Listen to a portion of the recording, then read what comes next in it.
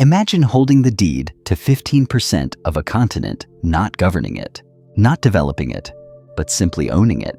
That territory spanned 1.5 million square miles, a domain greater than the modern nation of India, larger than the entire European Union, and encompassing more land than 40 combined US states. This monumental claim belonged entirely to a single entity, a trading company so obscenely successful that its name rarely registers in contemporary history books. For 200 years, the Hudson's Bay Company, HBC, did more than merely participate in North American commerce. They enforced absolute control with a grip of iron. Every prime beaver pelt, every crucial trading route, and every indigenous nation seeking European goods was compelled to funnel its business through the company's infrastructure. They dictated market prices across half a continent, deciding which fledgling settlements would flourish and which would be starved into oblivion. They commanded private armies often larger than the standing forces of minor European nations. Yet, the mechanism behind this extraordinary dominance remains largely unknown. How did 17 English merchants convince a king to transfer sovereignty over lands surpassing the size of modern-day Mexico? How did they maintain such sweeping, unchallenged authority for 2 centuries, battling the French military, repelling aggressive American expansion, and crushing countless independent rivals? The secret was not brute military strength, nor was it superior technology. It was something far more insidious and brilliant, a geopolitical cunning that made them wealthier than today's global tech oligarchs, more powerful than any modern multinational corporation, and more ruthless than any monopoly the world has ever witnessed. This is the staggering chronicle of how the Hudson's Bay Company forged the most enduring trading empire in human history. They engineered a business model so formidable that it ultimately required 2 centuries and the combined diplomatic and military efforts of 3 sovereign nations to finally break their stranglehold on the North American interior. You are about to witness the most audacious corporate takeover in human history. The date is May 2nd, 1670, inside the Grand Palace of Westminster. King Charles II, ruler of England, Scotland, and Ireland, sits before a massive, ornately carved oak desk, his quill hesitating slightly over a parchment destined to irrevocably reshape the map of North America. But this grand vision wasn't an English idea. It was sparked by 2 French renegades, Pierre Esprit Radisson and Médard de Groseilliers. After being punished and fined by French authorities for illegal trading, they defected to England with a bold plan to reach the fur country via the frozen sea of the north. Their 1668 expedition on the ship, Nonsuch, returned with a fortune, proving the route's viability and finally convincing the king to act. Gathered around him are 17 of England's wealthiest and most politically connected figures, including his own influential cousin, Prince Rupert of the Rhine. They are not petitioners asking for mere commercial trading rights. They are not requesting tentative colonial permission. They are demanding outright sovereign ownership of nearly 1/3 of what is now modern Canada. The charter they have meticulously drafted is breathtaking in its unprecedented scope. It guarantees them a perpetual monopoly over all trade and commerce throughout all lands whose rivers drain into the vast basin of Hudson Bay. At the time, they had no conception of the sheer immensity of this territory. The Hudson Bay watershed spans nearly 1.5 million square miles, stretching from the towering Rocky Mountains in the west to the wilds of Labrador in the east, from the frozen Arctic Circle down into the American Midwest. But Charles II was desperate and cared little for geography.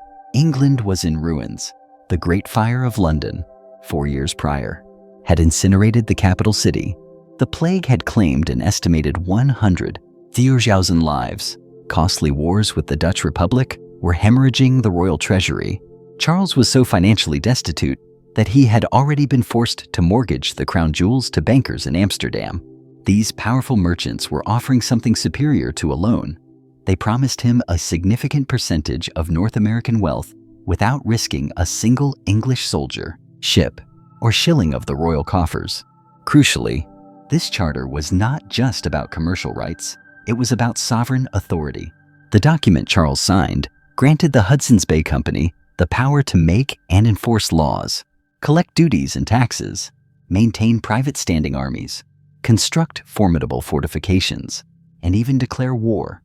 Within the limits of their territory, known as Rupert's Land, they possessed the power to arrest any person, seize any property, and execute any judgment. They were no longer merely a trading corporation. They were, effectively, the government. Prince Rupert, the visionary leader of the group, had meticulously studied the model of the Dutch East India Company, VOC. The VOC had not merely traded with Asian kingdoms, they had ruthlessly conquered them, leveraging commercial monopolies to build the richest, most aggressive empire in Europe. The VOC's shareholders had achieved legendary average returns exceeding 200% over 60 years. Rupert wanted those spectacular returns for England. Here is what made the charter truly revolutionary. It did not require the company to explore their territory, map its contours, or even physically visit most of it. Their only requirement was to maintain the monopoly. As long as no other English traders operated in Hudson Bay, the company's claim remained eternal and absolute. The 17 original shareholders represented the apex of English society. They included the Duke of York, the future King James II, the Earl of Craven, one of Charles's most trusted personal advisors, and Sir Peter Carleton, who derived vast wealth from sugar plantations worked by thousands of enslaved Africans in the Caribbean. These were not speculative merchants gambling on uncertain expeditions. They were England's political and financial elite, investing in a guaranteed dominance. They formally christened themselves the Governor and Company of Adventurers of England trading into Hudson's Bay. The word adventurers was not used to mean explorers or risk-takers in the modern sense.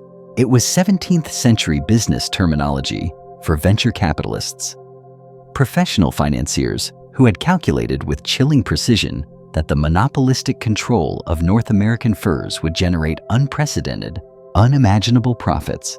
What the French rivals consistently failed to grasp was that the HBC had solved the fundamental logistical obstacle of North American trade: distance.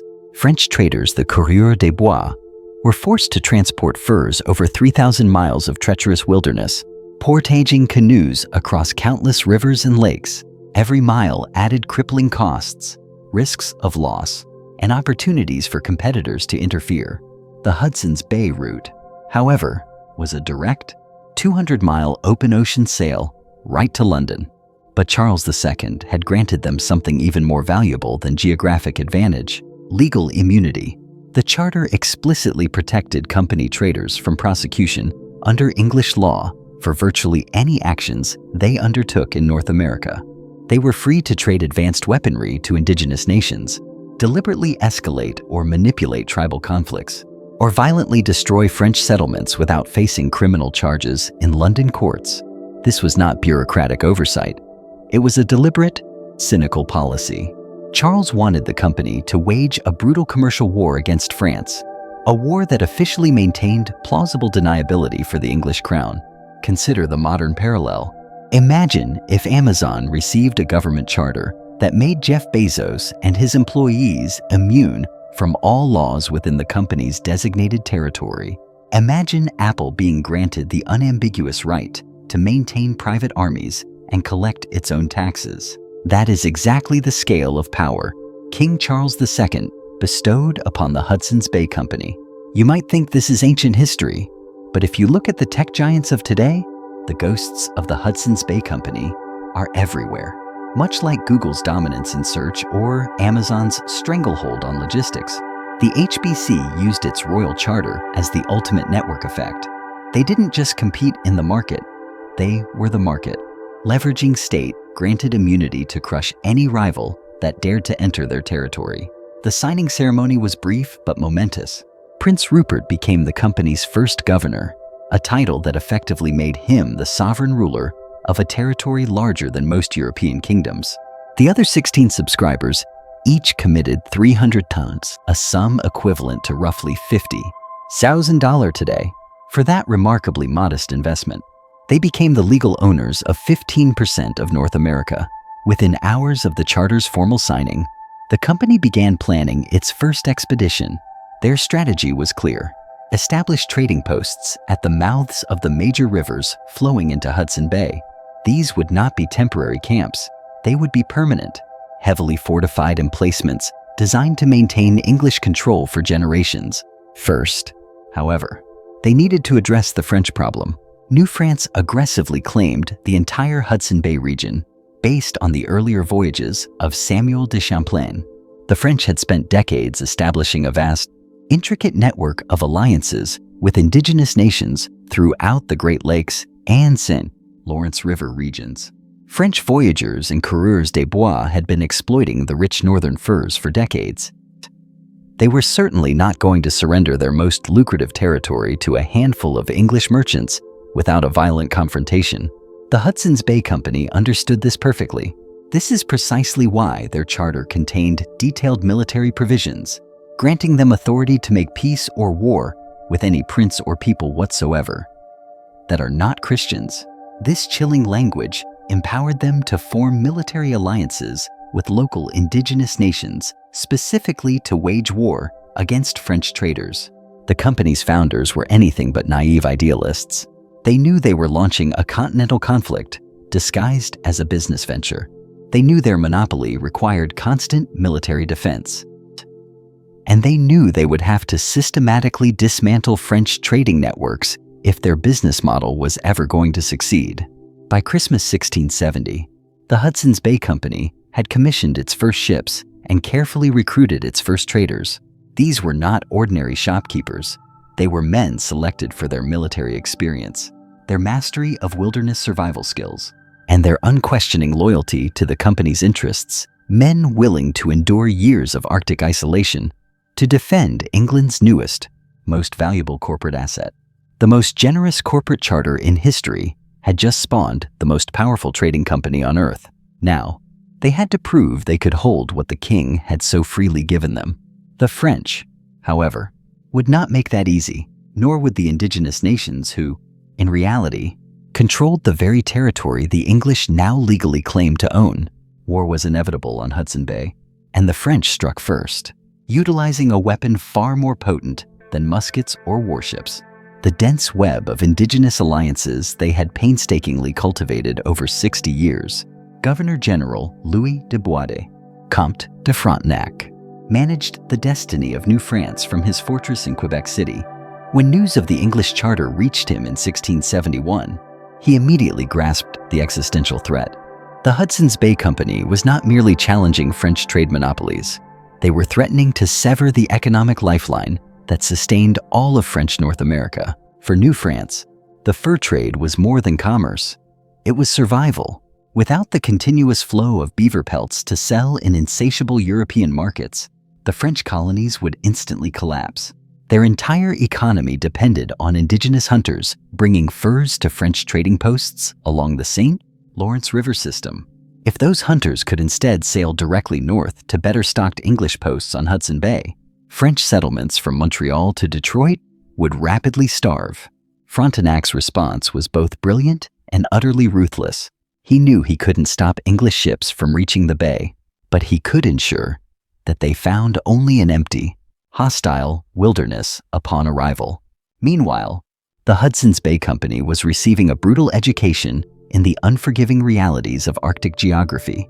Their inaugural expedition reached Hudson Bay in September 1670, just weeks before the brutal winter cemented the entire region in ice for 8 long months. Charles Bailey, the company's first overseas governor, established Fort Charles at the mouth of the Rupert River with a garrison of exactly 19 men, 19 Englishmen attempting to control a territory larger than Spain. They were not career soldiers or seasoned frontiersmen. Most were London craftsmen and laborers who had never seen the wilderness, let alone survived an Arctic winter. They had zero understanding of local indigenous politics, no knowledge of trading protocols, and were completely oblivious that French agents had already disseminated word of their arrival throughout the northern tribes. The winter of 1670 to 1671 nearly annihilated the entire Hudson's Bay venture. Temperatures plummeted to 40 degrees below zero. Scurvy claimed 6 of Bailey's men, The rest survived on meager rations of stored salt pork and whatever small game they could kill. However, the reality on the ground was a brutal contrast to the opulent boardrooms of London. By spring, half the survivors were too sick or weak to perform hard labor. Intriguingly, the French attack actually strengthened the company's position in London. Prince Rupert seized on the raid as definitive evidence that the Hudson's Bay monopoly was under severe military threat from French aggression. He successfully convinced King Charles II that defending the company's charter was synonymous with defending vital English national interests. The result was a massive surge in government support. The Royal Navy began assigning escorts to company supply ships bound for Hudson Bay. The company gained official permission to recruit military officers for their trading posts. Most critically, they gained access to state-of-the-art weaponry, including small cannons specifically engineered for rapid deployment and fort defense. The 1673 trading season marked a definitive turning point. The company established 3 new posts simultaneously: Fort Albany, Fort Moose, and a rebuilt, expanded Fort Charles. Each new post was fortified according to established military engineering principles, featuring cannon positions strategically covering all river approaches and thick wooden walls designed to withstand siege warfare. But the truly transformative revolution occurred in their trading strategy. The company jettisoned European concepts of fixed prices and formal contractual negotiations. Instead, they adapted to complex indigenous trading protocols based on ceremonial gift exchange, prolonged relationship building, and highly flexible bartering. English traders were forced to learn Cree and Ojibwe. They participated in elaborate ceremonial smoking rituals. They offered generous credit terms, allowing indigenous hunters to receive vital goods in the spring and settle their debts with furs only in the autumn. This was not mere cultural sensitivity. It was meticulously calculated business strategy. The company had finally realized that successful North American trading absolutely required indigenous cooperation, and that meant operating on indigenous terms. Rigid European commercial practices simply could not function in a wilderness environment where personal reputation and established relationship trust mattered infinitely more than any contract or legal enforcement. The French counter-response was both predictable and devastating. D'Iberville returned in 1674 with a much larger force and a sophisticated new strategy. Rather than attacking company forts directly, he targeted their indigenous trading partners. French raiders intercepted Cree hunting parties traveling toward English posts. They offered superficially higher prices for furs, but only on the condition that the hunters permanently abandoned all English trading relationships. When economic incentives proved insufficient, D'Iberville employed violence. Cree leaders who persisted in trading with the English found their villages attacked, their essential canoes smashed, and their vital winter food supplies burned. The French were no longer just competing for furs. They were engaged in a campaign of terror designed to subdue entire indigenous nations into economic submission. But this brutal strategy backfired spectacularly. Many Cree and Ojibwe nations interpreted the French attacks on indigenous traders as a gross violation of their sovereignty. Tribal councils that had previously maintained careful neutrality in the European conflicts began to actively support English trading posts as a focused form of armed resistance to French aggression. By 1675, indigenous warriors were often helping to defend company forts against French raids. The fur wars had rapidly evolved into a continental conflict involving dozens of nations and hundreds of communities. What began as a rivalry between 2 European trading companies had quickly escalated into a crucial struggle for indigenous independence and economic self-determination, and the Hudson's Bay Company was rapidly mastering the art of wilderness warfare. They recruited defectors voyageurs from French service. They established sophisticated intelligence networks among indigenous nations throughout the Great Lakes region. They began using the very same tactical principles that had made d'Iberville so effective: surprise raids, rapid mobility, and strategic alliances with local peoples. By 1676, the Hudson's Bay Company was generating profits that dramatically exceeded the wildest expectations of its London shareholders. Despite constant, costly warfare, despite overwhelming logistical nightmares, And despite operating in one of the most hostile natural environments on Earth, they were successfully extracting wealth from North America at an unprecedented rate. But the French were not defeated.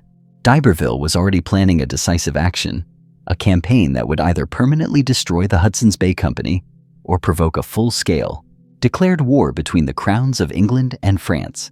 The greatest military confrontation in the history of Hudson Bay was about to commence. Building an enduring empire requires more than just a royal decree. It demands a resilient infrastructure capable of surviving whatever your enemies throw at it. By 1680, the Hudson's Bay Company had learned this lesson through painful experience. Their initial posts were little more than flimsy hunting cabins that French raiders could effortlessly burn down in an afternoon. If they intended to maintain their valuable monopoly, they needed formidable fortifications capable of withstanding prolonged siege warfare in the harshest climate on the planet. The radical solution arrived from an unexpected quarter: indigenous engineering expertise. James Knight, the company's new chief factor at Fort Albany, was a talented former ship's carpenter who understood European construction but was completely ignorant of Arctic survival. His post was floundering until Cree elders began patiently teaching his men how to build permanent structures designed to handle 50 below temperatures, relentless howling winds, and 8-month winters without any resupply.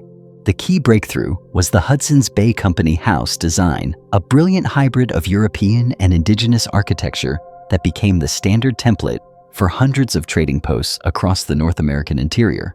These were not just functional buildings. They were meticulously engineered survival systems. They featured double-walled log construction with high-performance insulation crafted from moss, animal hair, and birch bark. Massive stone fireplaces were built to burn continuously for months without structurally compromising the wooden buildings. Underground root cellars were designed to keep preserved food reliably frozen throughout the long winter. Dedicated workshop areas allowed traders to repair tools, manufacture essential trade goods, and maintain weapons during periods of total isolation. But the true genius lay in the defensive design. Every trading post was constructed like a small, highly effective medieval fortress adapted specifically for musket warfare. They featured walls of thick, squared logs with narrow gun ports positioned to create overlapping, devastating fields of fire. Corner bastions allowed defenders to shoot directly at attackers approaching any wall base. Large, central courtyards provided a secure haven where allied indigenous trading parties could shelter safely during unexpected French raids. The company spared no expense on these massive installations. A single major trading post often required investment equivalent to $2 million in modern currency. Yet, the directors understood that controlling these strategic river mouths, which were the arteries of the fur trade, was worth any price. Fort York became their architectural and strategic masterpiece. Situated at the critical confluence of the Hayes and Nelson Rivers, it controlled access to the richest fur country in North America. The company imported specialized military engineers from London to design thick, low walls capable of resisting cannon bombardment. They installed heavy artillery pieces specifically capable of sinking French warships anchored in the bay. They built living quarters for 200 personnel and massive warehouse space certified to hold 50s. Sarrazin processed beaver pelts. What made these posts genuinely revolutionary was their function as complete economic ecosystems. Each fort housed blacksmith shops where indigenous hunters could repair essential metal tools. Trading rooms were stocked with thousands of items: knives, axes, brass kettles, woolen blankets, firearms, ammunition, tobacco, rum, and luxury goods like silk ribbons and silver jewelry. They even provided basic medical facilities where company surgeons treated both Europeans and indigenous people. The company realized that sustained success required providing services that indigenous nations simply could not obtain elsewhere. French traders might occasionally offer competitive prices for furs, but they could never match the comprehensive economic infrastructure that the Hudson's Bay posts reliably supplied. Yet, constructing these imposing fortresses required solving staggering logistical challenges. Every nail, every brick, Every pane of glass had to be shipped from England in the cramped holds of sailing ships that could only navigate Hudson Bay during the 3-month summer window. Construction materials often had to spend entire winters buried under deep snow, awaiting the spring thaws that permitted transportation inland to the remote fort sites. The company developed specialized, military-grade supply chains. Ships departed London in April, carrying meticulously calculated loads, precisely enough food, tools, trade goods, and construction supplies to sustain each remote post for exactly 1 year. Ship captains carried highly detailed manifests specifying exactly which items went to which forts. A single miscalculation could easily doom an entire trading post to starvation or leave it defenseless. Indigenous knowledge proved absolutely essential for every stage of construction. Cree and Ojibwe craftsmen taught the company builders how to select specific species of trees that would resist rot in the perpetually humid conditions. They showed the Europeans how to log the walls using materials that would reliably expand and contract through the extreme seasonal changes without creating defensive gaps. They demonstrated ingenious preservation techniques that kept precious food supplies safe from bears, wolverines, and other wilderness predators.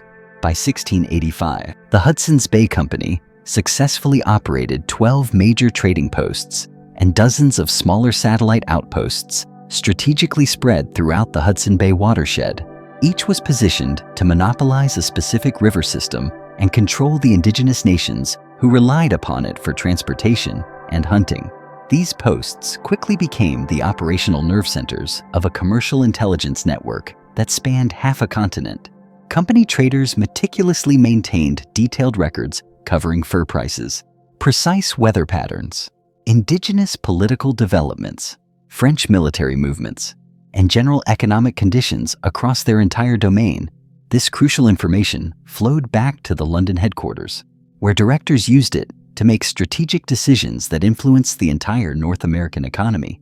The company was not simply reacting to market conditions, they were actively creating them.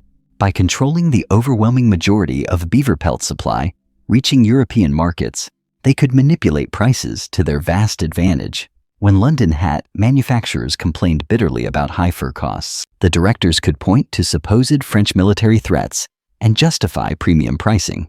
When indigenous hunters demanded better trade goods, the company factors could cite crippling transportation expenses while maintaining their profit margins. But the French were not passive observers of this English fort-building campaign. They were developing sophisticated counter-strategies designed to challenge the entire Hudson's Bay system. Pierre Lemoyne d'Iberville had spent years studying the company trading posts, mapping their defenses, and identifying severe weaknesses. He understood that a direct military assault was financially costly and strategically uncertain. Instead, he began targeting the fragile supply lines that kept the English forts operational. French raiders began intercepting the company supply ships in the Hudson Strait, the narrow, ice-choked waters connecting Hudson Bay to the Atlantic Ocean. A single successful raid could capture an entire year's worth of supplies destined for multiple trading posts. English forts that had appeared impregnable suddenly faced the immediate threat of starvation and abandonment. The company's response was to fortify their supply routes as heavily as their trading posts. They began escorting their merchant ships with heavily armed naval vessels. They established emergency supply depots on islands throughout Hudson Bay, where non-perishable stores could be secretly cached. They even developed contingency overland supply routes that could function even when the sea lanes were completely blocked by ice or French privateers. This military escalation was ruinously expensive. The company's internal military costs began to rival their trading profits. Shareholders in London increasingly questioned whether the Hudson's Bay monopoly could remain financially sustainable, given the constant, draining warfare required to maintain it. Then, an unexpected historical event fundamentally changed everything. The Glorious Revolution of 1688 deposed the Catholic King James II and placed the Protestant monarchs William and Mary upon the English throne. King Louis XIV of France flatly refused to recognize the new English government, immediately leading to open, declared warfare between the two nations. The French threat was personified in Pierre Le Moyne d'Iberville, arguably the most feared military commander in North America. Commissioned personally by Louis XIV, d'Iberville spoke fluent Cree and Ojibwe, choosing to fight not with European doctrine, but with the fluid, brutal tactics of the wilderness he had mastered over decades. The fur wars in Hudson Bay instantly ceased to be a private conflict. They became a tactical front in a larger global struggle. This completely transformed the Hudson's Bay Company's strategic position. Instead of solely funding private warfare against French traders, they could now officially request direct military support from the Royal Navy and the English Army. Their fortified trading posts became vital strategic assets in England's larger struggle against French colonial expansion. The result was a massive, immediate escalation in the militarization of Hudson Bay. The company received government funding to rapidly expand their fortifications. Royal Navy warships began patrolling Hudson Bay waters year-round. English military engineers arrived to upgrade trading post defenses with the latest siege warfare technology. The Hudson's Bay Company's very survival ultimately hinged on relationships they only dimly understood, forged with peoples whose languages they initially could not speak. This was not a minor business consideration. It was the core strategic determinant of their longevity. The existential dilemma confronting the Hudson's Bay Company (HBC) was monumental. An inherent conflict between paper authority and lived reality. On the one hand, the British Crown had arrogantly granted the company ownership over a territory spanning 1.5 million square miles of North America, a cartographic fantasy drawn in London. On the other hand, dozens of independent indigenous nations had effectively controlled and governed this colossal territory for millennia. Every waterway, every seasonal hunting ground, every vital portage and transportation route was regulated by intricate networks of complex treaties, binding territorial agreements, and sophisticated political relationships that linked sovereign nation to sovereign nation. The English, scarred by previous attempts at heavy-handed colonization, the devastating indigenous uprisings that had nearly annihilated the Virginia and New England colonies, had to devise a method to insert themselves into this dense geopolitical system without triggering a destructive, continent-wide conflict. Their radical solution, revolutionary for the 17th century, was to abandon the instinct toward conquest. Instead of attempting to conquer or replace these established indigenous political networks, the HBC decided to join them. This was not born of any fleeting altruism. It was a deeply calculated business strategy, painstakingly developed by George Geyer. The company's most successful chief factor, Geyer's insight, was earned through total immersion. He had spent 3 grueling winters living embedded with Cree families, patiently mastering their languages, participating respectfully in their sacred ceremonies, and, crucially, observing the intricate processes of their political decision-making. What he learned fundamentally altered the Hudson's Bay Company's perception of North American commerce. He realized that indigenous nations were not merely unsophisticated suppliers of beaver pelts who needed English guidance. They were refined economic and political entities with complex, far-reaching international relationships. The Nehayao Aski, or the Cree Federation, for example, controlled a vast territory stretching from the shores of Hudson Bay far west to the foothills of the Rocky Mountains. This strategic partnership wasn't born of altruism, but of a brutal education. Back in 1671, the HBC was on the brink of annihilation until Cree hunters arrived, not as subordinates, but as savvy political actors. They saved the English from starvation, but also taught them a painful lesson. Without indigenous cooperation, English forts were merely targets for French fire. The Anishinaabe Ojibwe Nation held dominant economic sway over the vital Great Lakes region and its critical transit routes. Furthermore, the Nakota Asinino, Assiniboine people, controlled the essential corridor connecting the Saskatchewan River drainage basin to the massive Missouri River system, acting as pivotal trade intermediaries. These were not scattered tribes struggling for mere survival in a harsh wilderness. These were continental superpowers possessing organized governmental structures. highly professionalized armies, extensive and secure trade networks, and diplomatic protocols that no European colonist had ever previously respected, let alone encountered. Geyer concluded that the HBC could never achieve lasting success by treating indigenous peoples as isolated, individual customers, or as easily dominated economic subordinates. The company had to engage with these nations as equals, entering into formal, government-to-government political and commercial relationships. The true breakthrough occurred during the winter of 1682–83 at Fort Albany. A highly formal delegation of Cree chiefs arrived to negotiate what they termed a friendship treaty with the Hudson's Bay Company factor, James Knight. This was emphatically not the kind of land cession agreement characterized by European colonization efforts elsewhere. The Cree were neither selling territory nor surrendering an inch of their sovereignty. They were proposing a complex, bilateral partnership designed to benefit both nations while rigorously preserving indigenous political independence. Chief Matanabe, the lead Cree negotiator, spoke through interpreters with Factor Knight for 12 intense days. The discussions in the smoke-filled fort covered a staggering array of subjects, ranging from agreed-upon fur prices and standards for trade goods to protocols for military cooperation and defense, from the delineation of territorial boundaries to specific dispute resolution mechanisms. What ultimately emerged was absolutely unprecedented in North American colonial history: a formal, ratified alliance between a European commercial corporation and powerful indigenous nations, founded upon the concepts of mutual respect and shared, long-term economic interests. The agreement established precise operating protocols that governed all Hudson's Bay Company activities throughout indigenous territory.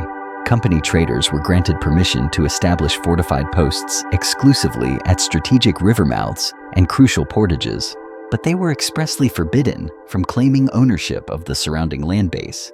They were permitted to trade with any indigenous person, yet they were mandated to respect traditional hunting territories and seasonal migration patterns.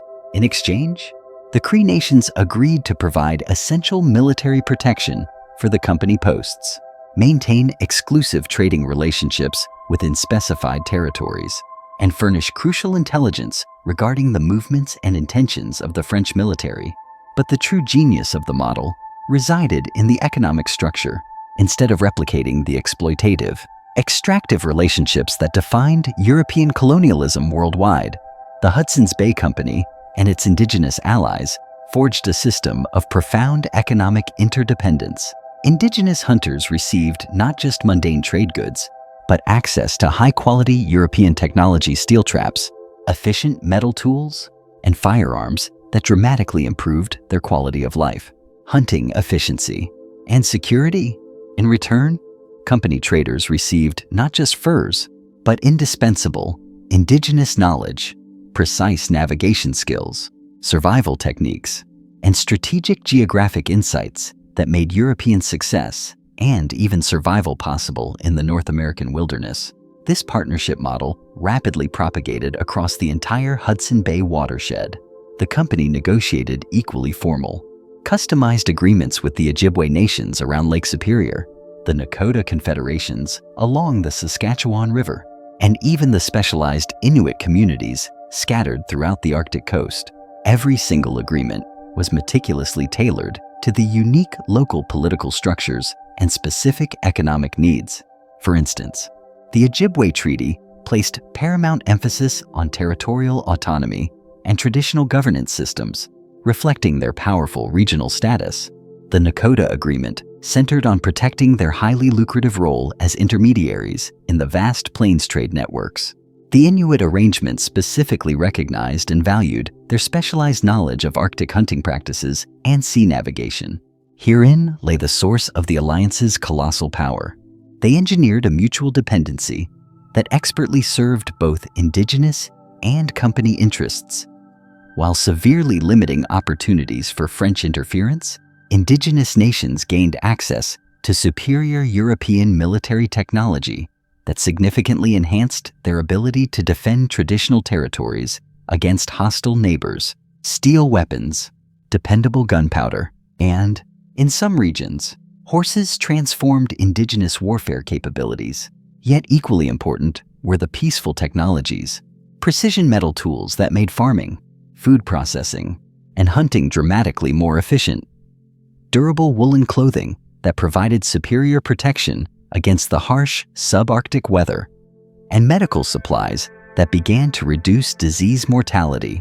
The Hudson's Bay Company gained something even more critical: the indigenous expertise that rendered their North American operations profitable. Cree guides demonstrated to company explorers how to expertly navigate complex river systems that existed only in oral tradition, absent from any European map. Ojibwe hunters taught English traders how to identify and exploit the most densely populated beaver territories. Nakota diplomats helped negotiate safe passage through remote regions controlled by potentially hostile nations. This was not merely practical knowledge. It was strategic intelligence that provided the company with decisive advantages over its French competitors. Indigenous allies provided reliable, advanced warning of French military movements, detailed information about rival French trading operations, and crucial political intelligence that helped the HBC anticipate and effectively counter French diplomatic initiatives. But perhaps the most vital benefit was legitimacy. Indigenous alliances granted the Hudson's Bay Company standing within North American political systems that French traders simply could not match. When French officials audaciously claimed that Hudson Bay belonged to New France, indigenous leaders could immediately point to formal, ratified treaties with the English company. When French traders attempted to establish posts in Hudson Bay territory, indigenous warriors could legitimately attack them, not just as commercial rivals, but as violators of sovereign agreements. The psychological impact on the French was enormous. Operating in the Hudson Bay region, French traders knew they were violating not only English commercial interests, but also established indigenous law. This dual threat made recruitment difficult, logistics inherently dangerous, and long-term planning virtually impossible for the French. However, the alliance system simultaneously created profound and expensive obligations that the Hudson's Bay Company could not afford to ignore. Indigenous nations fully expected the company to honor traditional diplomatic protocols, often involving significant material costs. Trade negotiations routinely necessitated elaborate ceremonial gift exchanges that could cost the company hundreds of pounds worth of high-demand goods before a single commercial transaction commenced. Dispute resolution processes were governed by indigenous legal procedures that often required company traders to pay substantial compensation for accidents or misunderstandings. Actions that would never be actionable under English common law. The most challenging obligation was the expectation of military support during intertribal conflicts. When Cree nations engaged in warfare against Dakota peoples along the southern edges of the Hudson Bay Territory, they expected their company allies to provide weapons, ammunition, and occasionally direct military assistance. When Ojibwe communities faced devastating raids from Haudenosaunee Iroquois war parties, they assumed Hudson's Bay traders would help defend their villages. These were not mere requests. They were mandatory obligations stipulated in the formal treaties the company had signed. Refusing military support could instantly dissolve the indigenous alliances that had taken decades to negotiate and which underpinned the entire company monopoly. The company addressed these complex challenges by developing what they referred to as balanced intervention policies. They would readily provide essential defensive military support to protect allied indigenous communities from external aggression and maintain regional stability. However, they rigorously avoided offensive operations that might escalate conflicts unnecessarily or inadvertently create new enemies. This approach demanded extraordinary diplomatic skill from company factors. They had to perpetually maintain sensitive relationships with dozens of disparate indigenous nations while avoiding entanglement in regional conflicts that could destabilize their entire trade operation. James Isham, the company's legendary indigenous diplomat, spent over 30 years successfully managing these intricate relationships. He spoke 6 indigenous languages fluently. He possessed formal adoption relationships and kinship ties with both Cree and Ojibwe families. Crucially, he possessed an intimate understanding of the complex kinship networks, political hierarchies, and cultural protocols that governed sophisticated indigenous diplomacy. Isham's meticulous journals reveal the enormous complexity of the Hudson's Bay Company's indigenous relations. A typical month might involve formalized negotiations with Cree chiefs regarding territorial boundaries, the painstaking mediation of disputes between Ojibwe hunters and company traders, consultation with Nakota leaders about emergent military threats originating from the south, and ceremonial participation in religious rituals designed to maintain spiritual, as well as political, relationships with allied communities. This was emphatically not cultural anthropology. It was mission-critical business strategy that demanded total immersion in indigenous political systems. The company's financial success depended on understanding not merely what indigenous nations desired from trade relationships, but how their political decision-making processes functioned, what their overarching economic priorities were, and how the European presence affected their delicate relationships with neighboring peoples. The French, anchored in their cultural arrogance, never mastered this crucial level of integration. French traders remained rigid, culturally European entities while operating deep within indigenous territory.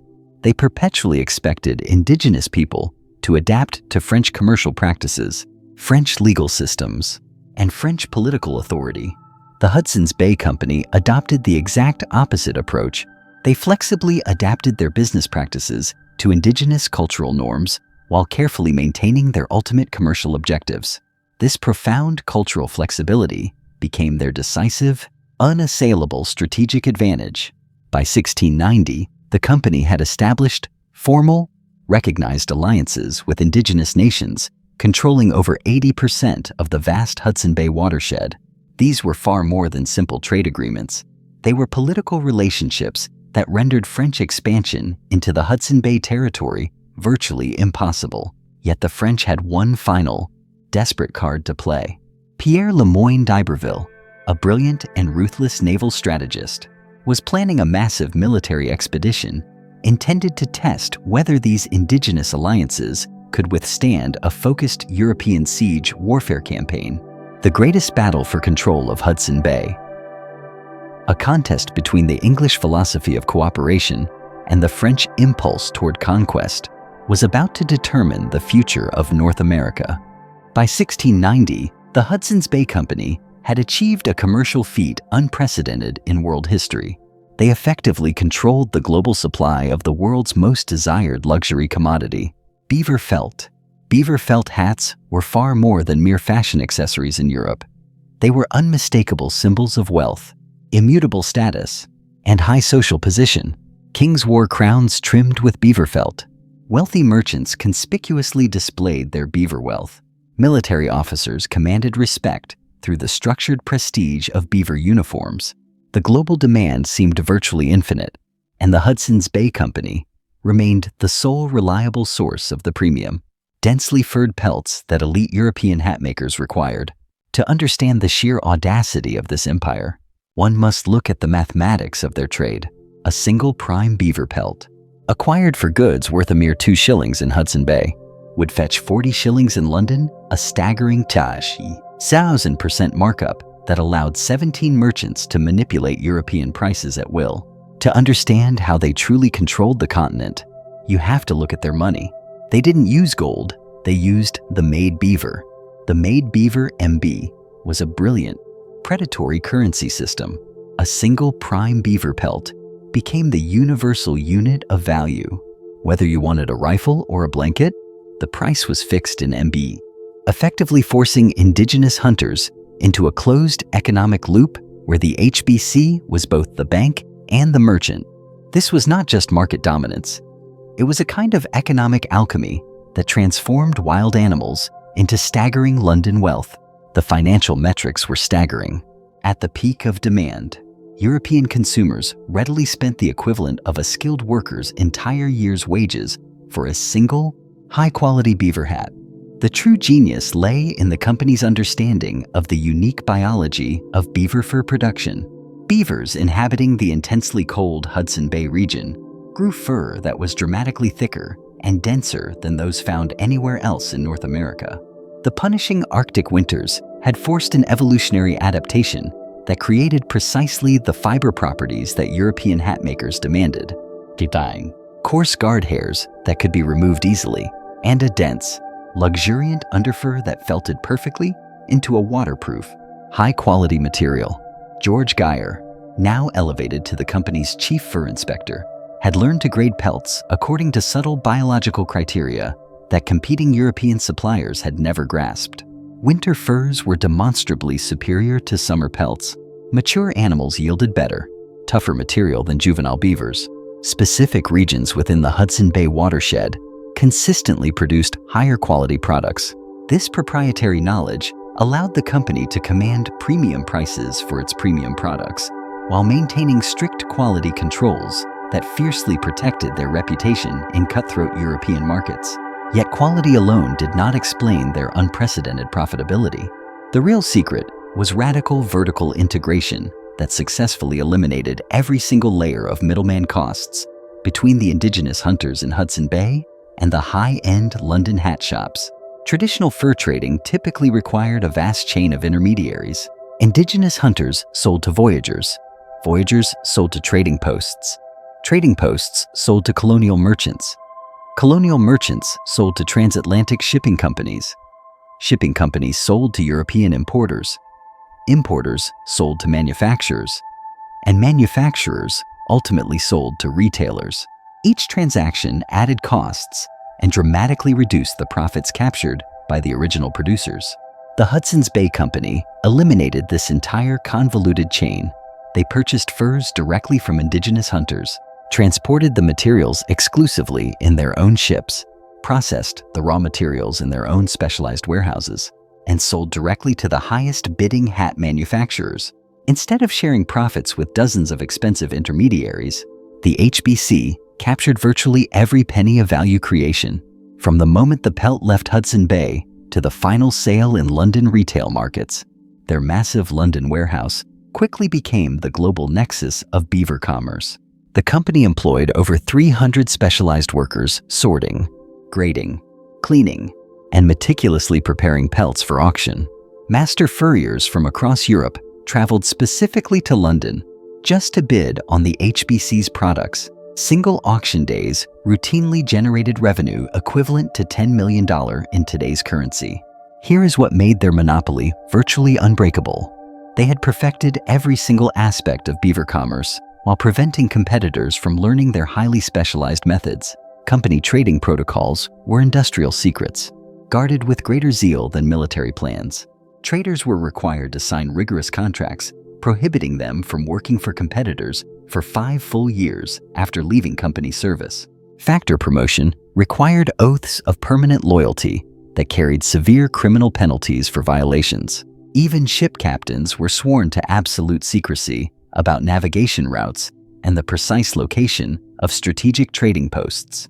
The company had learned painful lessons from the Dutch East India Company's VOC mistakes in Asia, where they had allowed far too much proprietary information to leak to English and French competitors, enabling rival companies to ultimately break their monopolies. Hudson's Bay directors were absolutely determined to prevent similar intelligence failures. But secrecy alone could not maintain their commercial empire. They needed continuous innovation that kept them permanently ahead of any potential competition. The organizational breakthrough came from James Knight's development of standardized trading protocols, a system that maximized transaction efficiency while simultaneously maintaining sensitive indigenous relationships. Knight had studied the most successful trading systems throughout history: Islamic bazaars, Chinese silk markets, African gold exchanges.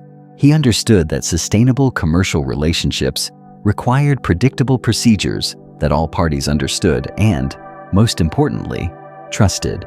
The Hudson's Bay Company trading protocol became a true masterpiece of commercial engineering. Indigenous hunters arriving at company posts followed established, multi-stage procedures that minimize potential disputes while maximizing transaction volume. First, there were the ceremonial greetings that honored established indigenous diplomatic traditions. Company factors actively participated in smoking rituals, formal gift exchanges, and elaborate speeches that demonstrated respect for indigenous sovereignty. These ceremonies often consumed hours, but they established the foundational trust relationships that made large-scale commerce possible. Second, there was the public display and meticulous evaluation of furs according to standardized, known quality criteria. Indigenous hunters understood exactly how company graders assessed their pelts. They were allowed to observe the inspection process, ask questions about quality determinations, and request reevaluation if they disagreed with initial assessments. Third, pricing was negotiated based on published exchange rates. These rates varied seasonally, but followed predictable patterns. Indigenous traders knew precisely what goods they could expect for specific fur quantities. Company factors could not cheat individual hunters without violating public, recorded agreements that would immediately damage relationships with entire nations. Fourth, there was the immediate delivery of trade goods from warehouse stocks that were visibly abundant and guaranteed high quality. Indigenous hunters never had to worry about receiving inferior products or discovering that promised goods were unavailable. The company meticulously maintained inventory levels that could handle large, multi-day trading expeditions without shortages. This entire system eliminated the uncertainty and deep mistrust that plagued virtually all other colonial trading relationships. Indigenous hunters could plan their annual economic activities, knowing exactly what returns they would receive for their efforts. Company traders could predict seasonal fur volumes and meticulously plan their logistics accordingly. The result was unprecedented productivity throughout the Hudson Bay watershed. Indigenous hunting efficiency increased dramatically when hunters gained reliable access to sophisticated steel traps, reliable firearms, and specialized tools that made beaver harvesting quicker and more reliable. European trade goods provided not just convenience, they multiplied indigenous economic capacity in ways that benefited every party involved in the system. But the company's masterstroke was the development of year-round trading relationships that provided indigenous communities with crucial economic security, extending far beyond seasonal fur sales.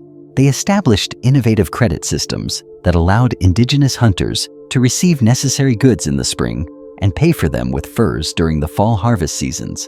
They maintained emergency supplies of food and medicine that could sustain indigenous communities during difficult, unexpected winters. They provided professional repair services for European tools and weapons, maintaining their utility over years of hard use. These services created intense, lasting customer loyalty that no competitor could hope to match. But the very success that built the empire began to destroy its foundation. By 1695, as beaver populations collapsed under the weight of 100,000 pelts a year, the HBC faced a choice: adapt or perish. They made the radical decision to incorporate ancient indigenous conservation methods, rotating hunting territories to ensure their monopoly lasted longer than the resource itself. Indigenous nations were not just selling furs to the Hudson's Bay Company. They were indispensable partners in economic relationships that enhanced their security, their prosperity, and their political independence. By 1695, the company was extracting well over 100,000 beaver pelts annually from the Hudson Bay region, a volume greater than the rest of North America combined. Their London auctions set the global fur prices that affected markets stretching from Moscow to Montreal. European hat fashion responded directly to Hudson's Bay supply decisions made in wilderness trading posts that most consumers had never heard of. Yet this staggering success created a potentially fatal problem. Beaver populations throughout the Hudson Bay watershed were rapidly declining due to intensive, overwhelming harvesting. The company's own success was actively destroying the renewable resource base that made their monopoly possible. Indigenous hunters began reporting that beaver were becoming alarmingly scarce in traditional hunting territories. Stream systems that had historically supported dozens of thriving beaver families now contained only scattered individuals. The reproductive capacity of beaver populations was critically falling below harvest rates. George Geyer understood the dire implications immediately. If current harvesting practices continued unabated, beaver populations would catastrophically collapse within a single generation. The company's hard-won monopoly would become utterly worthless because there would be nothing left to monopolize. The solution required unprecedented cooperation between European commercial interests and sophisticated indigenous conservation knowledge. Cree and Ojibwe nations possessed ancient, traditional wildlife management systems designed to maintain sustainable hunting levels across generations. They routinely rotated hunting territories to allow animal populations time to recover. They enforced strict restrictions on harvesting during reproductive seasons. They maintained habitat conservation practices that protected the complex ecosystems that beaver populations required.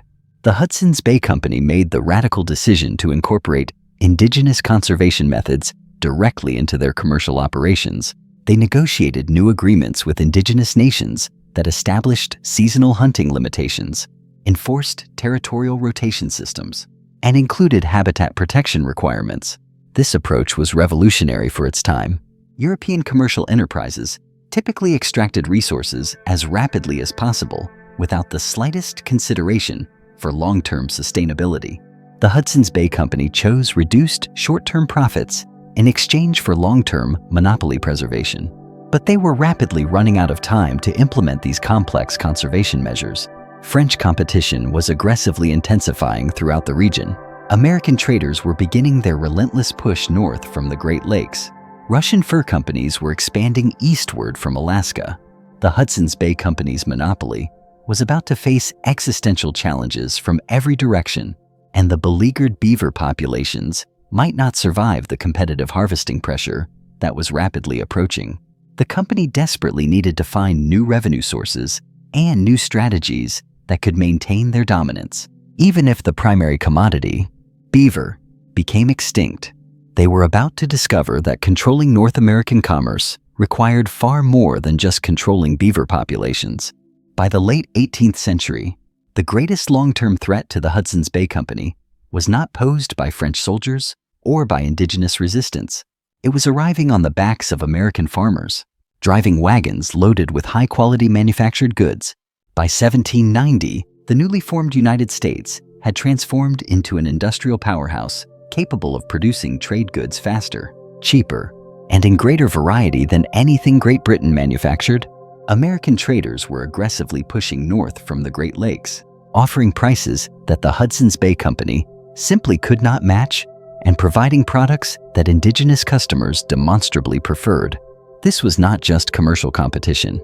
It was an existential challenge to the entire monopoly system that had made the company fabulously wealthy for over a century.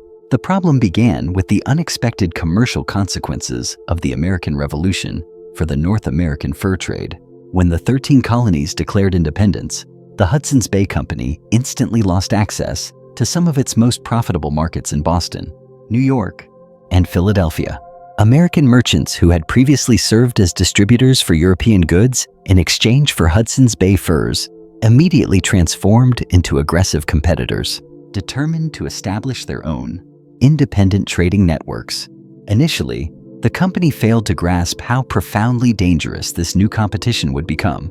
American traders were not operating under restrictive royal charters that limited their territorial access. They were not bound by diplomatic agreements with distant European powers that restricted their commercial activities. They were not required to maintain massive, expensive fortifications or support costly military operations in distant wilderness regions. American companies could focus exclusively on commercial efficiency, unburdened by the military and political obligations that consumed massive portions of Hudson's Bay Company profits. John Jacob Astor, a sharp German immigrant, was the first to recognize and seize this opportunity. Astor built America's first fully integrated fur trading empire by meticulously studying European monopoly systems and identifying their critical weaknesses.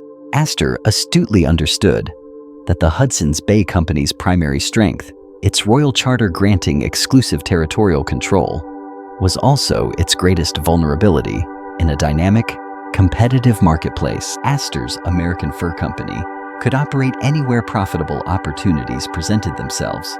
They could establish trading posts in multiple disparate regions simultaneously. They could abandon unprofitable territories without violating arcane charter obligations. Crucially, they could adapt to rapidly changing market conditions far faster than any rigid, centuries-old European monopoly corporation, but Astor's true innovation lay in understanding how rapid American industrial development was fundamentally changing the economics of North American trade. American textile mills were producing durable woolen goods that cost half as much as comparable English products. American iron foundries were manufacturing tools and specialized weapons that indigenous customers often found superior to clunkier European equivalents. American distilleries were creating whiskey that many indigenous traders preferred over English rum.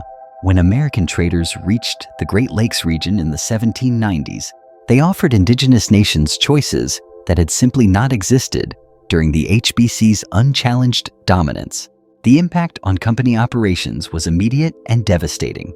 Indigenous traders who had dealt exclusively with Hudson's Bay posts for generations quickly began comparing American and English trade goods. American blankets were demonstrably warmer and more durable. American axes held their edge longer. American firearms required less maintenance and performed more reliably in harsh weather conditions. But the most potent competitive advantage was rooted in American business practices that respected indigenous economic autonomy. American traders did not demand exclusive territorial agreements. They did not require indigenous nations to sever relationships with other trading companies. They did not attempt to control indigenous political decisions or military alliances. They simply offered better products at lower prices and allowed free market forces to determine trading relationships. This decentralized, flexible approach appealed powerfully to indigenous nations who had grown tired of European attempts to manipulate their political and economic independence. The Hudson's Bay Company attempted to respond with traditional monopoly tactics, lobbying the British government for military support to forcibly exclude American traders from regions covered by their royal charter. But the American Revolution had irrevocably changed the political dynamics of North American commerce. Great Britain could not risk using military force to protect commercial monopolies without risking a costly, devastating war with the United States. The Jay Treaty of 1794 specifically guaranteed American trading rights throughout the Great Lakes region. British officials bluntly informed Hudson's Bay Company directors that they would now have to compete commercially rather than relying on governmental protection and enforcement. This was catastrophic news for a business model predicated on legal monopoly rather than competitive efficiency. Company trading posts throughout the southern edges of their vast territory began reporting dramatic revenue declines. Indigenous hunters were traveling hundreds of miles to trade with American posts rather than dealing with Hudson's Bay factors. Entire nations were shifting their primary trading relationships to American companies. The company's London directors faced a strategic crisis that threatened their entire North American operation. They had two choices. They could maintain their traditional monopoly approach exclusively in the remote core Hudson Bay region, where American competition couldn't effectively reach, but that would mean abandoning the most profitable territories throughout the Great Lakes, Saskatchewan River, and Pacific Northwest regions. Alternatively, they could abandon their entire monopoly business model and compete directly with American companies using aggressive competitive pricing and radically improved customer service. But this latter path required fundamental, painful changes to a company culture and operational structure that had developed over 150 years. The eventual decision to fight back commercially rather than retreat to Hudson Bay isolation came from William McGilly, a visionary young company director who had spent years carefully studying American business methods. McGilly understood that the Hudson's Bay Company still possessed significant competitive advantages that American companies could not easily replicate. They had established relationships with indigenous nations that dated back generations. They possessed detailed, proprietary geographic knowledge of vast wilderness territories that American traders were only just beginning to explore. They had established transportation networks and supply systems that could support commerce in regions where American companies had no existing infrastructure whatsoever. The key, McGilly argued, was leveraging these existing advantages while rapidly adopting American innovations in customer service and product quality. The company initiated a complete, painful overhaul of their trading practices. They negotiated new, demanding agreements with London manufacturers for improved trade goods that could successfully compete with American products. They revised their pricing policies to match American offers, while maintaining profitability through massively superior logistics efficiency. They fundamentally overhauled their outdated trading protocols, actively dismantling the centuries-old bureaucratic procedures that indigenous customers, now armed with competitive choices, had rightfully deemed irritating and inefficient. Crucially, this cultural shift required a revolution in personnel. They began aggressively recruiting American traders, men who had been forged in the white-hot crucible of the competitive marketplace and understood the raw dynamics of profit and loss. To lure them away from rivals, the Hudson's Bay Company leveraged its deep financial reserves, offering notably higher salaries and markedly better working conditions than those meagerly provided by the smaller, often volatile American fur enterprises. They specifically sought out seasoned veterans traders who brought with them not just years of wilderness experience, but detailed knowledge of American business methods, supply chain efficiencies, and the competitive strategies required to succeed south of the border. This hiring spree included securing the services of skilled indigenous interpreters and negotiators, individuals who possessed a crucial bicultural fluency, understanding both the complexities of traditional trading relationships and the aggressive tactics of modern commercial practices. This integrated strategy delivered spectacular success in regions where the company could deploy its superior logistics and service capabilities. The HBC's established transportation networks, particularly its reliance on deep-water access and reliable maritime routes, allowed it to maintain rigorous, predictable supply schedules that American companies, relying on rudimentary overland routes, simply could not replicate. Furthermore, the company's immense financial power enabled them to extend extensive credit terms and absorb initial losses, competitive weapons that smaller rivals could not afford to wield. Finally, the legacy of their political relationships with powerful indigenous nations, cultivated over generations, often granted them preferential access to the most fertile hunting territories, vast tracts of land. American traders found difficult, if not impossible, to penetrate without permission. But the relentless pressure from the American market was forcing more than mere adjustments. It demanded a fundamental, agonizing transformation in how the Hudson's Bay Company conducted its entire business. They were no longer the passive recipients of monopoly profits extracted effortlessly from captive markets. They were now compelled to earn competitive returns by providing genuine, demonstrable value to customers who possessed multiple, viable alternatives. The entire business model was rapidly evolving, shifting its foundational identity from one of territorial control and passive rent collection toward one of operational efficiency and service excellence. This required transition was painful and met with furious resistance. Longtime company shareholders watched their comfortable profit margins shrink, issuing angry complaints to London. Long-serving factors, the company's field managers who had ruled their posts like feudal lords, struggled profoundly to adapt to customer-focused business practices and basic notions of market responsiveness. Even the powerful London directors found themselves managing a lean, competitive global enterprise rather than simply collecting guaranteed monopoly rents. Yet, through this agonizing restructuring, the company survived the immediate American challenge and emerged stronger in several crucial, long-term ways. They had developed authentic business capabilities that were no longer dependent on the outdated crutch of governmental protection or a dusty royal charter. They had learned the ruthless necessity of competing based on genuine operational efficiency, rather than merely relying on legal privilege or historical precedent. They had painstakingly rebuilt customer relationships based on mutual benefit and superior service, replacing the old, coercive dynamics of monopoly control. These profound internal changes proved vital, preparing the Hudson's Bay Company for the even greater, more existential challenges that were already gathering force in the Pacific Northwest. American settlers, driven by relentless expansionist fervor and the promise of free land, were crossing the continent in massive, rumbling wagon trains. They began establishing permanent, self-governing communities throughout the fertile Oregon and Washington territories. The company's Pacific operations were suddenly facing competition, not just from sharp American traders seeking quick profits, but from legions of American farmers, miners, and manufacturers who were building permanent settlements, democratic institutions, and entire new economic ecosystems throughout the HBC's most profitable territories. The era of isolated wilderness trading was definitively ending.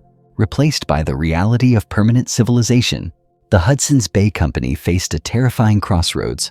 They would have to decide whether to undergo a final, total metamorphosis into a modern retail corporation serving settled communities, or if they should execute a strategic, agonizing retreat to the frigid Arctic regions, the only place where the traditional, monopolistic fur trade might still survive intact. But before either option could be implemented, they were forced to confront the most audacious, high-stakes takeover attempt in corporate history. A merger proposal so radical, it promised either total salvation or complete destruction. They involved not only complicated commercial terms, but fundamental political relationships that affected British-American diplomacy, the recognition of indigenous sovereignty, and the future colonial development throughout Western North America, even before the gold rush. The company's legal grip was shattered in 1849 by the trial of Guillaume Sayre. Sayre, a Métis trader, was caught trading furs to Americans, but an armed crowd of 300 Métis, led by Louis Riel Sr., intimidated the court into releasing him without punishment. As the crowd shouted, "Le commerce est libre," the world knew the HBC monopoly was effectively dead. The British government possessed profound strategic interests in maintaining clear English commercial dominance over territories that were at high risk of being absorbed by the rapidly expanding American states.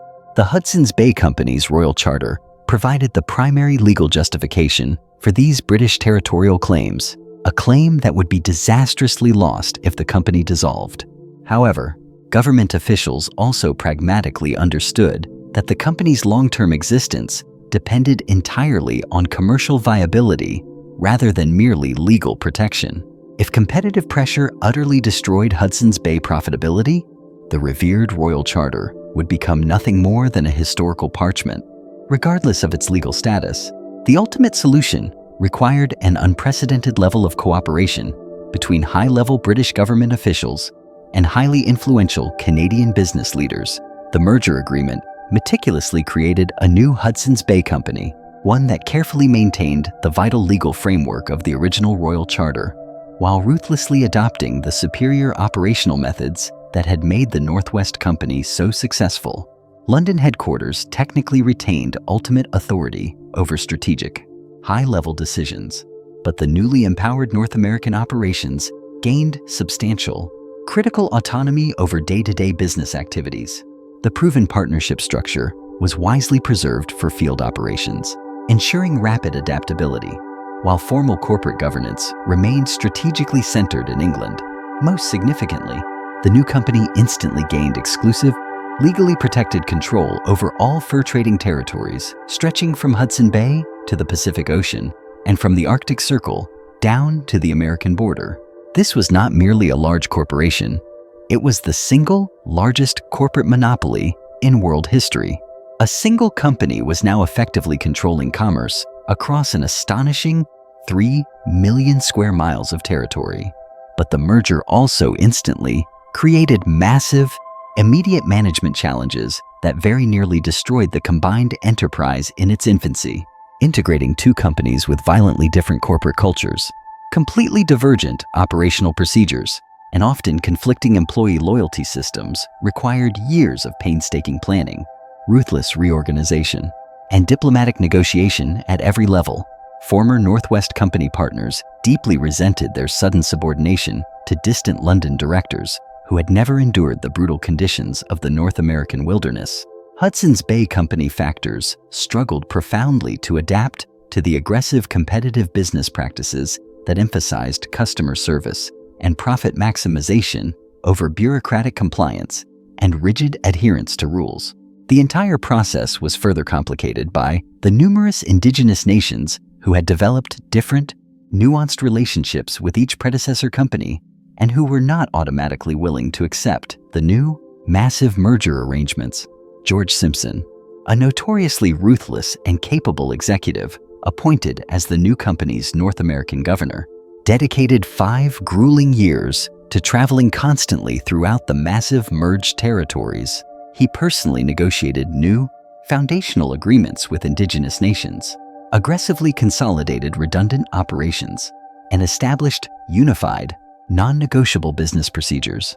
Simpson understood that the merger's ultimate success depended entirely on forging an operational efficiency so absolute that it could maintain profitability, even as the relentless American competition continued its slow, inexorable expansion into company territories.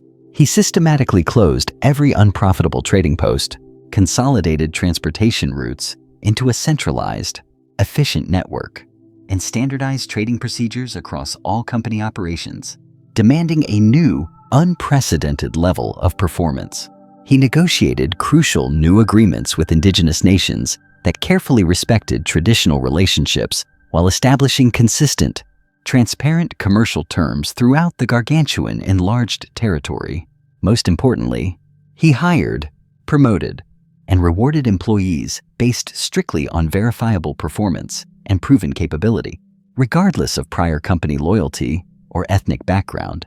The result was a spectacularly transformed Hudson's Bay Company that operated with far greater efficiency and cohesion than either predecessor corporation had ever achieved.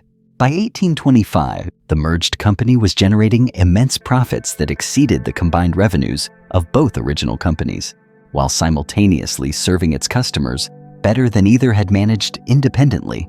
But this monumental success also attracted intense scrutiny from American political leaders who viewed the enlarged, now globally dominant Hudson's Bay Company as a direct, unacceptable threat to United States territorial expansion. American newspapers universally described the company as a British commercial empire, actively blocking American settlement and destiny throughout the fertile Pacific Northwest. Congressional leaders, driven by expansionist fever, demanded that the U.S. government take immediate, decisive action to break the company's total monopoly control over the vast Western territories that were certain to become American states. The merger had brilliantly saved the Hudson's Bay Company from total commercial destruction. Yet, it had also inadvertently made them a prime, highly visible target for an overwhelming American political pressure that would ultimately prove far more dangerous and powerful than any commercial competition.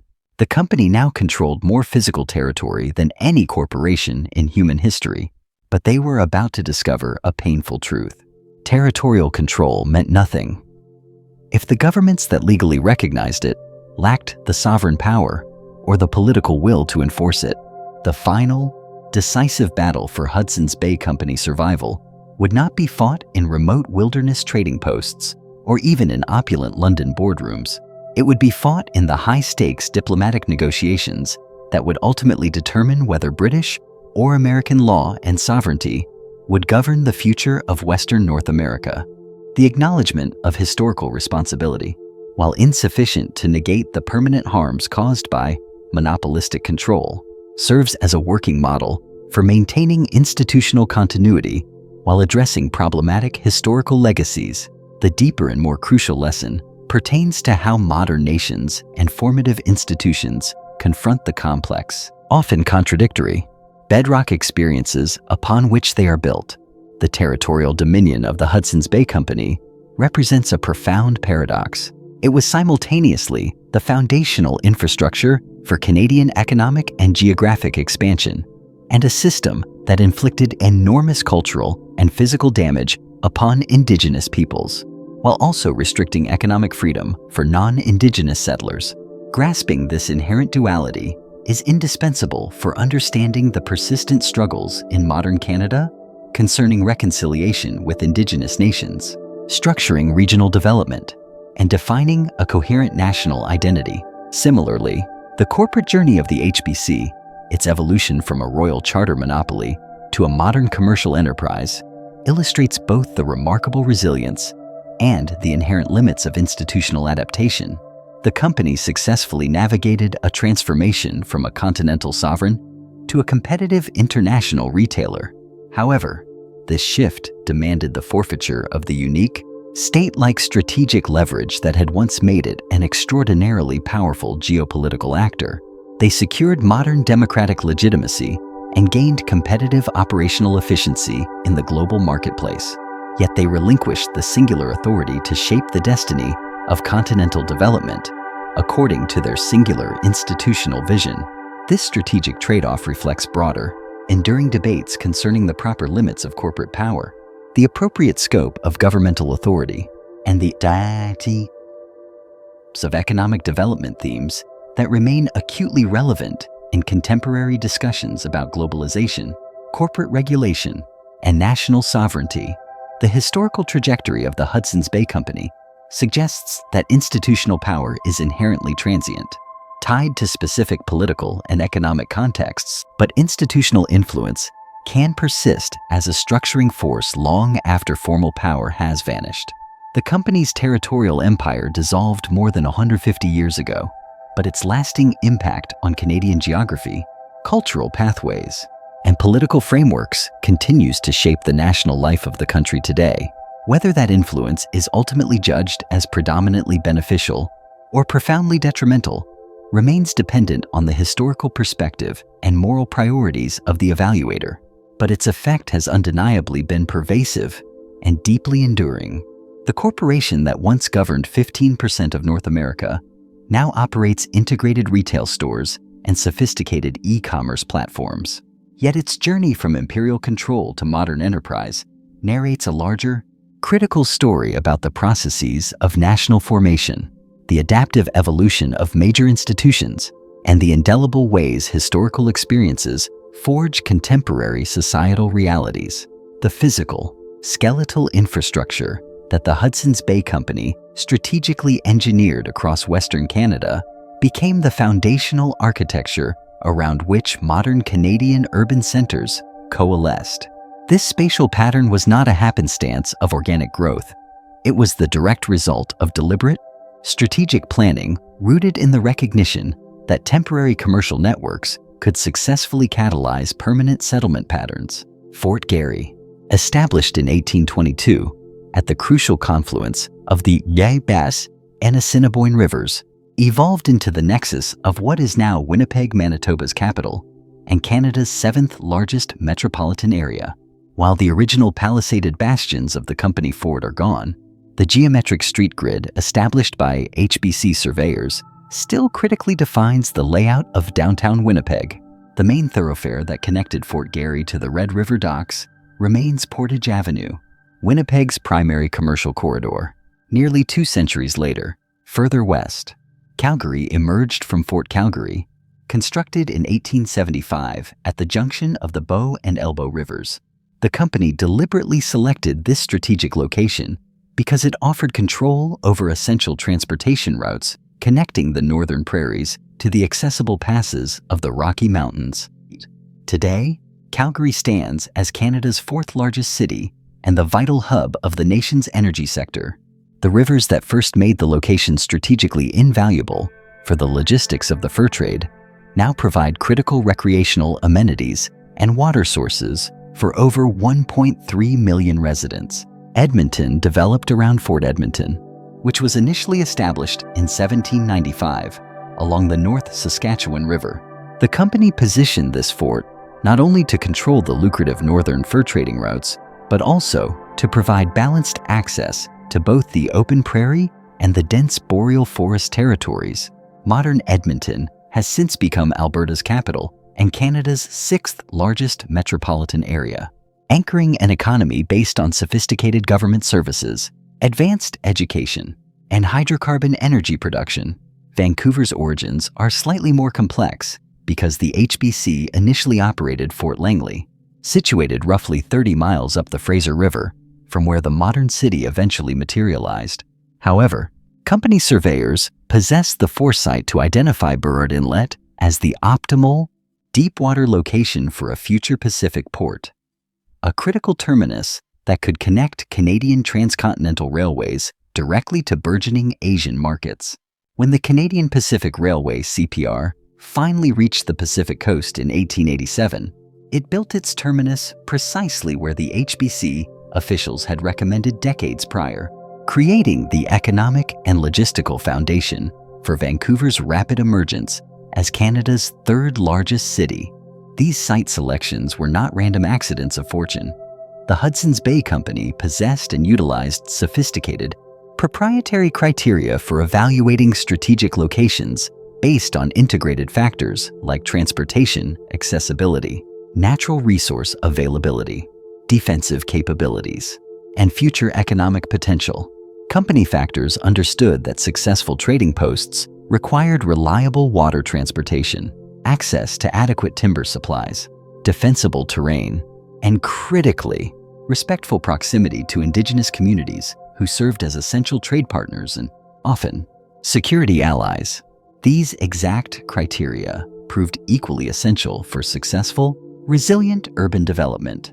As Canada evolved from a sparsely populated wilderness territory into a modern, industrialized nation, the HBC's transportation knowledge and networks became even more influential than their direct urban planning choices.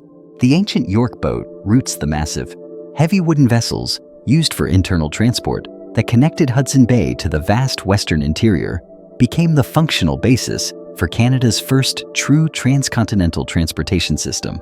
Over 2 centuries of continuous wilderness operations, company surveyors had meticulously mapped and recorded the most efficient water routes across the treacherous Canadian Shield, identified the easiest portages around major rapids, and designated the safest harbors for establishing vital supply depots.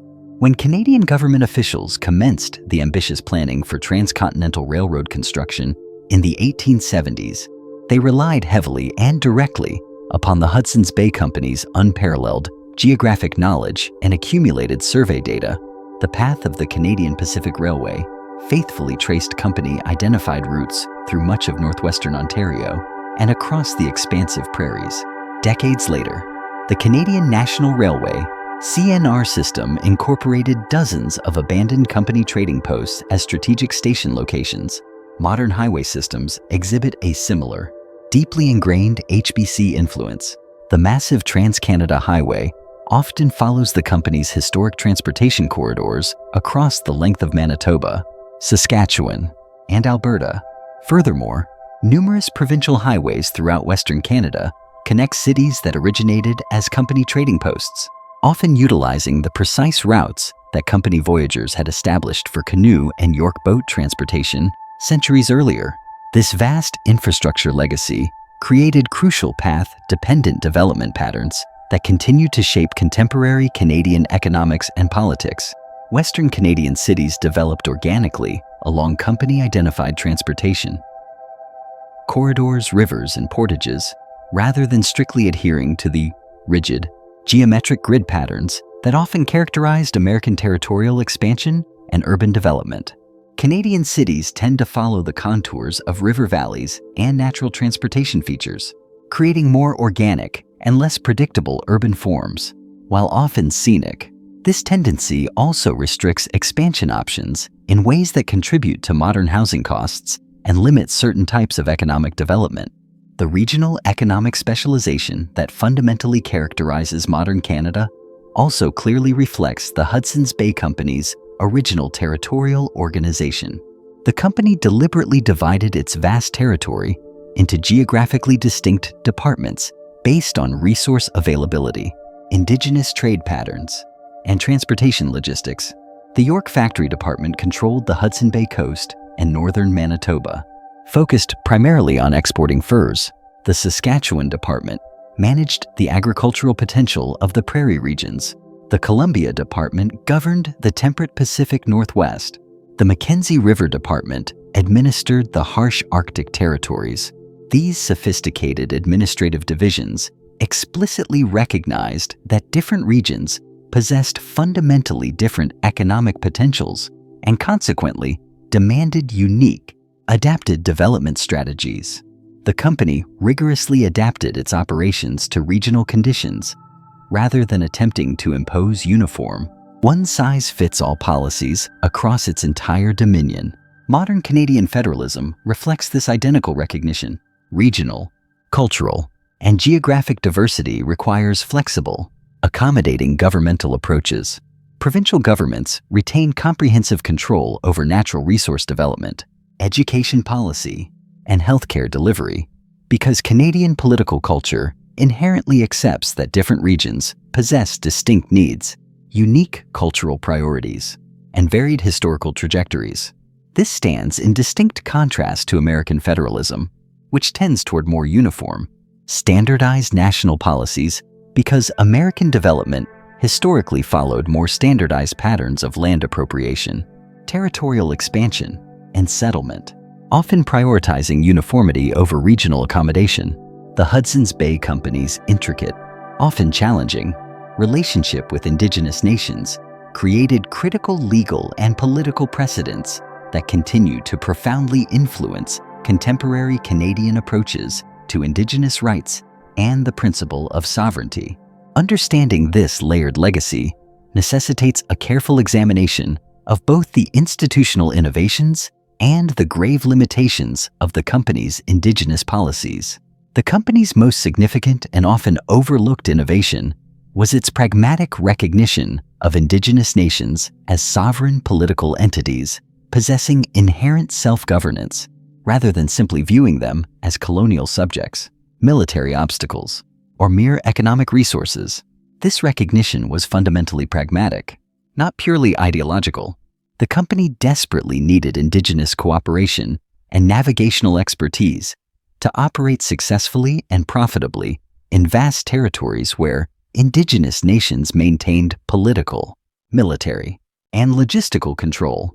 But pragmatic recognition still mandated formal diplomatic relationships that explicitly acknowledged Indigenous political authority. Company officials participated fully in traditional Indigenous political protocols, including elaborate ceremonial meetings, formalized gift exchanges, and often weeks-long consensus-building discussions. They learned Indigenous languages, demonstrated respect for Indigenous legal systems, and honored established Indigenous territorial boundaries. Most critically, they negotiated formal written and oral agreements that both Indigenous nations and company officials understood to be binding international treaties between sovereign entities. The Treaty of Churchill, signed with Inuit leaders in 1717, created similar cooperative frameworks for company operations in the Arctic territories. It recognized Inuit sovereignty over essential marine resources while allowing company access to crucial coastal trading locations. It required company factors to provide emergency logistical and humanitarian assistance to Inuit communities during particularly harsh winters. It also established detailed protocols for resolving conflicts between company employees and Inuit hunters. These agreements differed fundamentally from the land cession treaties that were the characteristic feature of European colonization elsewhere in North America. Hudson's Bay Company treaties did not require Indigenous nations to surrender territorial sovereignty or forcefully relocate to designated reservations. Instead, they created practical frameworks for shared territorial use that successfully preserved Indigenous political independence while simultaneously enabling European commercial activities to proceed. The legal principles meticulously embedded in these early treaties became foundational for modern Canadian approaches to Indigenous rights. The Constitution Act of 1982 formally recognizes existing Aboriginal and treaty rights as fundamental constitutional principles. Decisions made by the Supreme Court of Canada consistently reference Hudson's Bay Company-era treaties as powerful historical evidence of an Indigenous sovereignty that was never formally extinguished through either conquest or cession. Furthermore, the United Nations Declaration on the Rights of Indigenous Peoples, UNDRIP, which Canada formally endorsed in 2016, echoes similar principles of Indigenous self-determination and shared territorial governance that the Hudson's Bay Company developed out of sheer practical necessity. Yet, the company's Indigenous legacy is profoundly complicated by deeply problematic elements that continue to affect contemporary Indigenous communities today. company trading relationships fostered economic dependencies that gradually undermined traditional indigenous economic systems. Indigenous communities that became heavily involved in the cyclical fur trade often abandoned traditional subsistence activities like diversified hunting and fishing, making them economically vulnerable to volatile market fluctuations and resource depletion entirely beyond their control.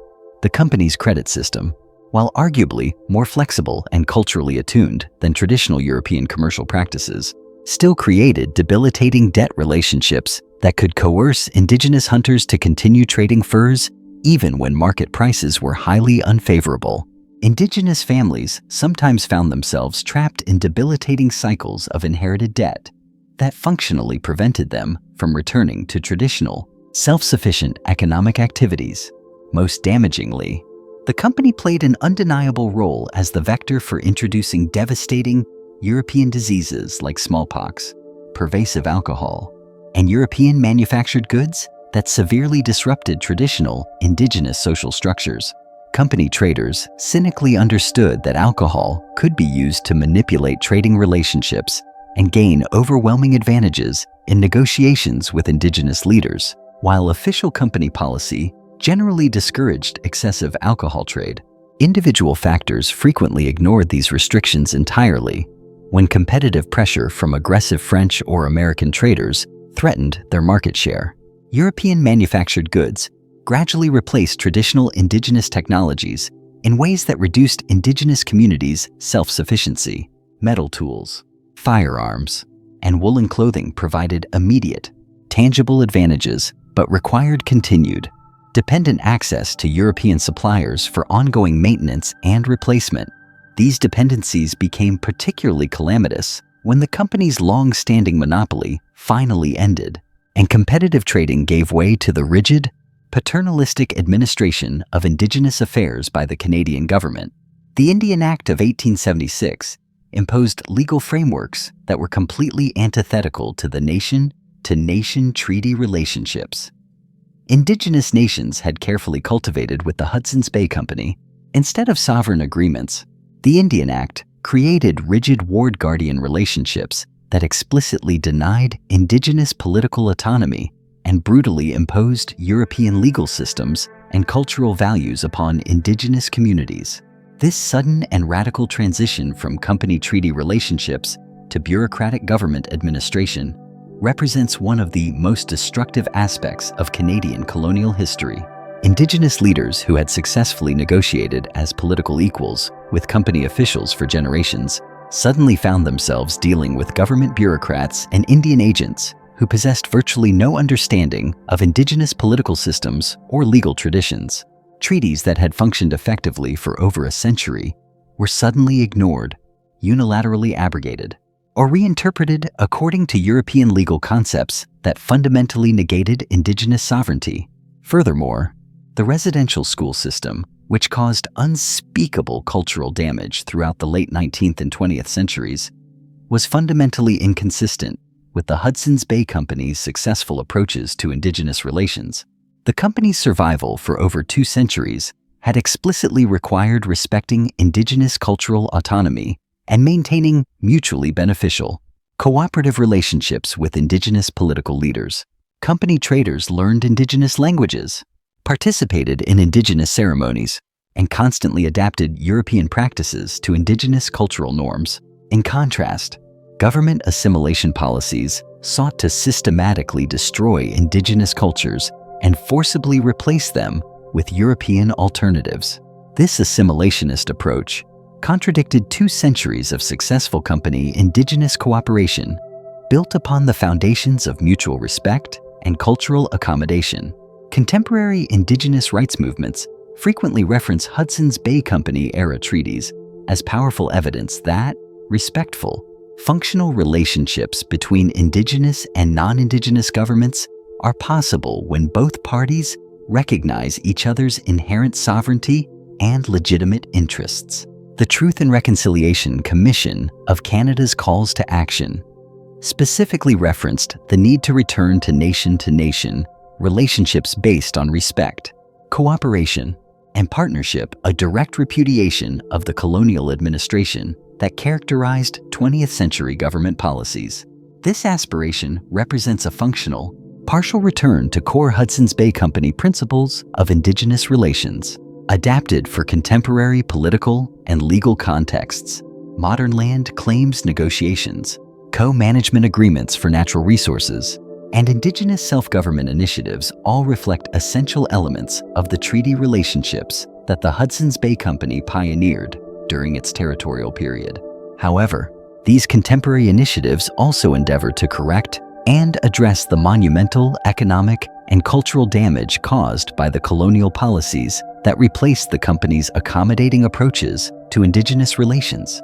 The foundational business model of the Hudson's Bay Company created specific expectations about corporate government relationships that continued to distinguish Canadian capitalism from the more radical free market approaches often favored in the United States.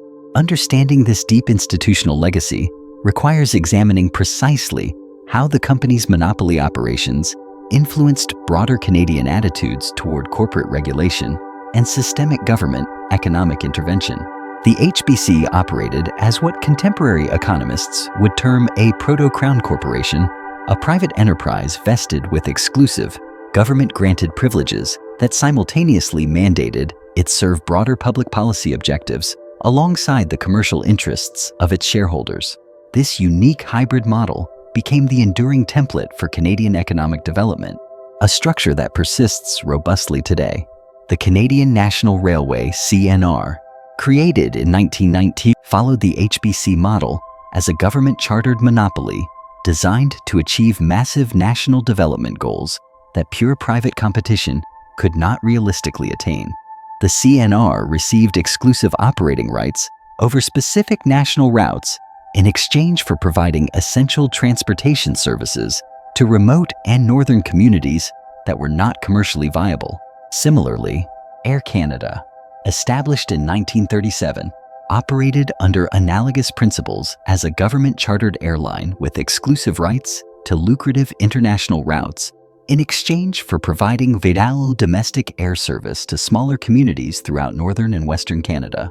CBC Radio Canada, founded in 1936, received monopoly broadcasting privileges in exchange for producing programming in both official languages and serving marginalized communities that commercial broadcasters found unprofitable.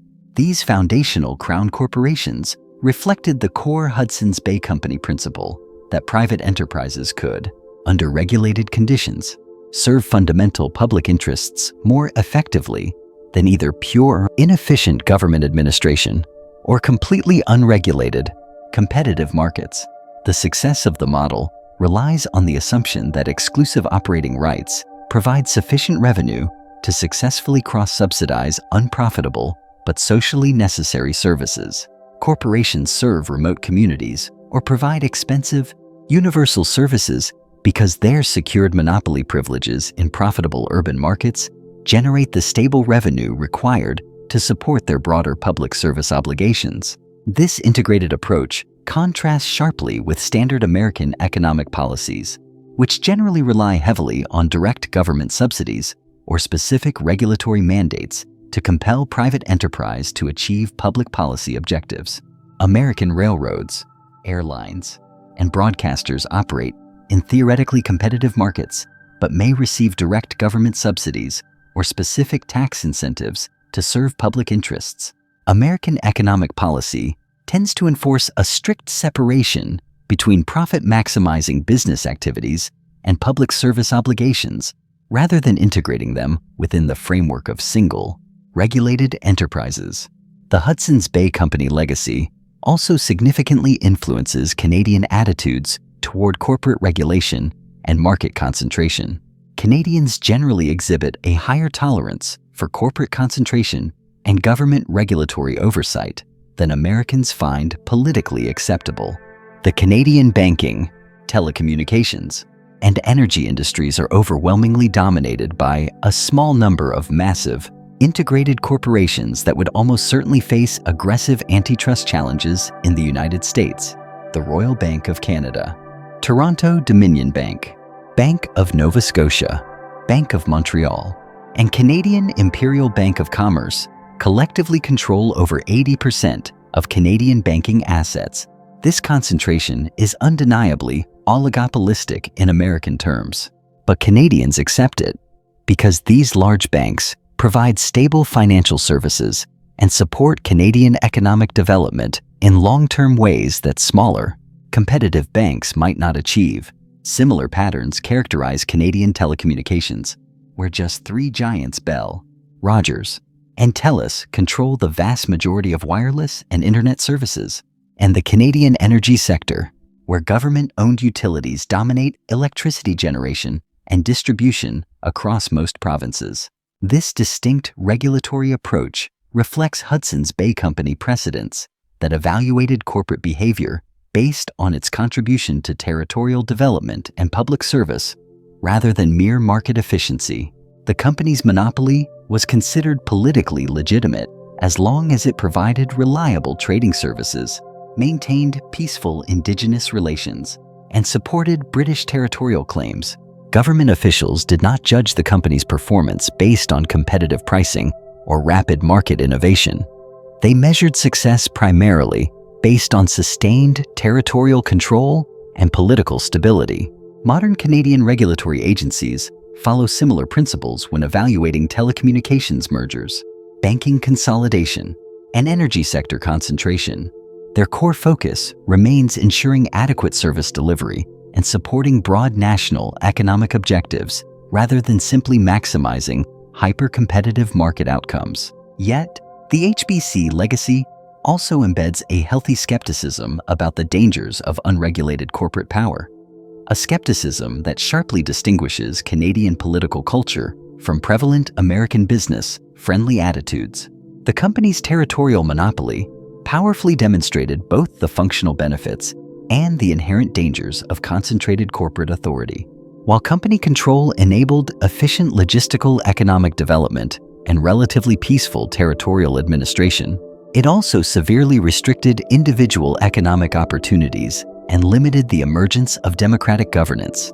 Canadian political culture retains a foundational wariness regarding corporate power, concluding that it requires active government oversight and rigorous regulation to ensure it reliably serves public interests. Americans tend to trust that market forces, through competitive pressure, will naturally limit corporate power, while Canadians generally expect robust government intervention to ensure that corporate behavior serves broader social objectives. This difference becomes manifest in contemporary debates over technology company regulation, environmental protection measures like carbon pricing, and social media governance. Canadian governments have historically been more willing to regulate technology companies, impose carbon pricing systems, and restrict corporate political activities than American governments have attempted.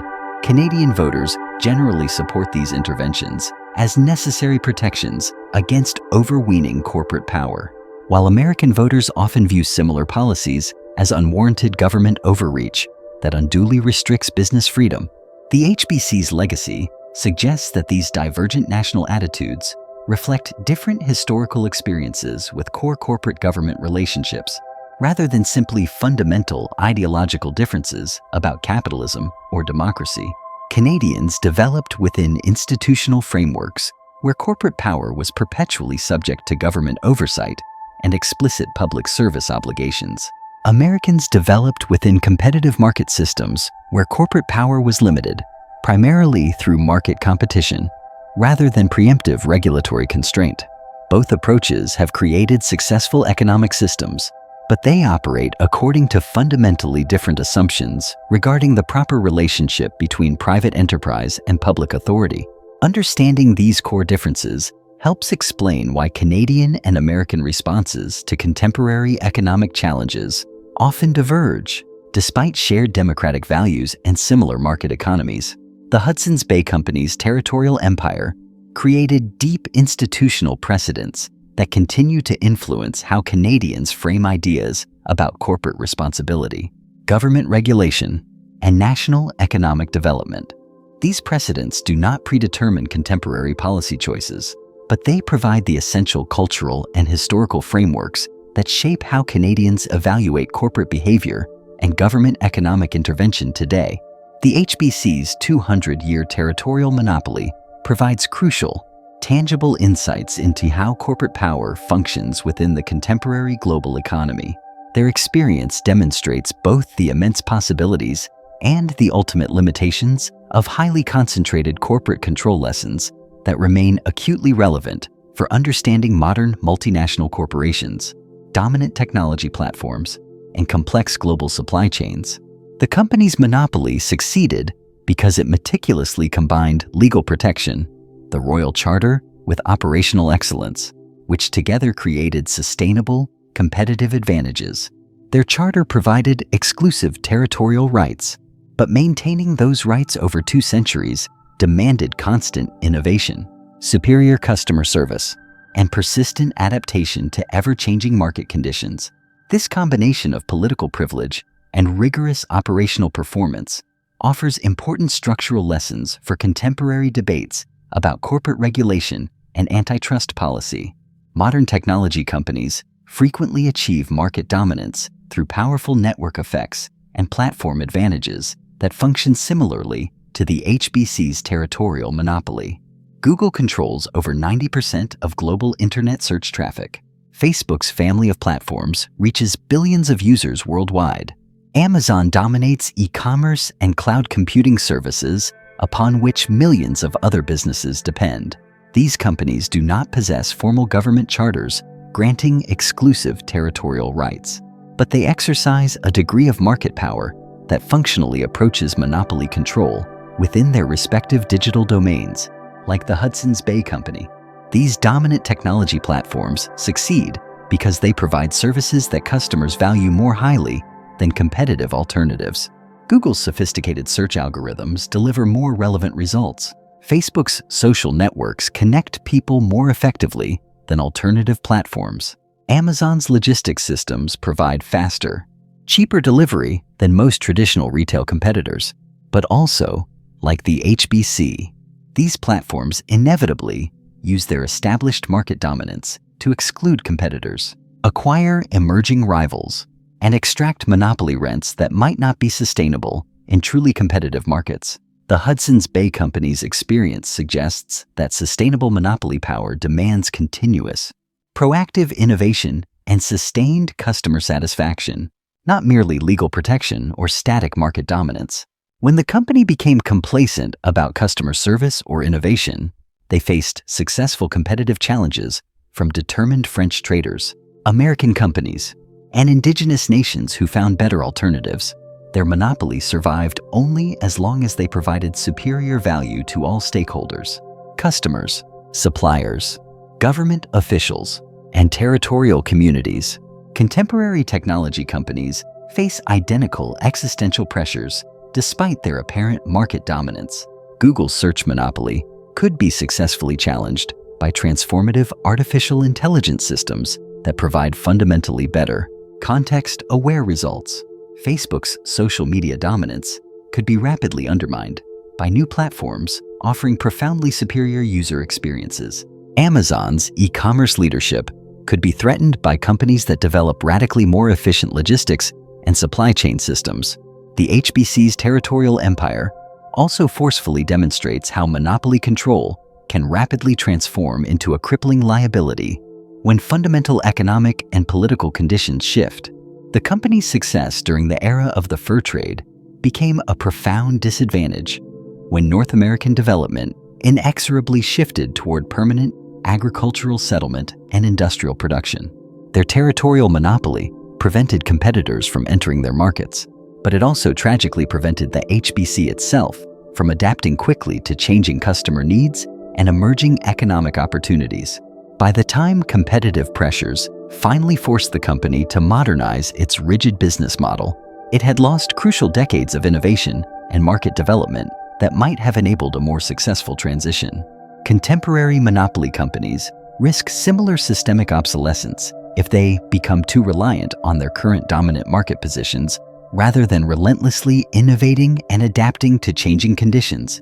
Finally, the Hudson's Bay Company's successful, albeit complex, relationship with indigenous nations provides essential insights into how global corporations can effectively manage relationships with diverse local communities and sovereign governments throughout their operational territories. The company's long-term success demanded maintaining cooperative, diplomatic relationships with dozens of sovereign indigenous nations who controlled the territories where trading occurred. This required a deep, applied understanding of local political systems, genuine respect for cultural differences, and providing tangible economic benefits that made partnership attractive to local leaders. Modern multinational corporations face analogous challenges when operating across multiple countries with vastly different legal systems, cultural norms, and political expectations. Successful global companies generally adopt the core Hudson's Bay Company approach, adapting their operations and governance structures to local conditions while maintaining consistent corporate standards and core objectives. They respect local political autonomy while building economic relationships that mutually benefit both corporate shareholders and local communities. Companies that attempt to impose uniform corporate policies without accommodation for local conditions frequently face strong resistance that threatens their long-term operational success. The Hudson's Bay Company's territorial empire only ended when it could no longer provide sufficient value to its stakeholders to justify its enormous monopoly privileges. British government officials ultimately concluded that the company's monopoly control was actively preventing necessary territorial development that served broader national and imperial interests. Contemporary antitrust policy faces identical, complex questions about when corporate market dominance serves the public interest and when it becomes actively harmful to economic innovation and consumer welfare. The HBC's experience suggests that monopoly power becomes fundamentally problematic when it is utilized primarily to extract value rather than to create value for stakeholders beyond the immediate corporate shareholders.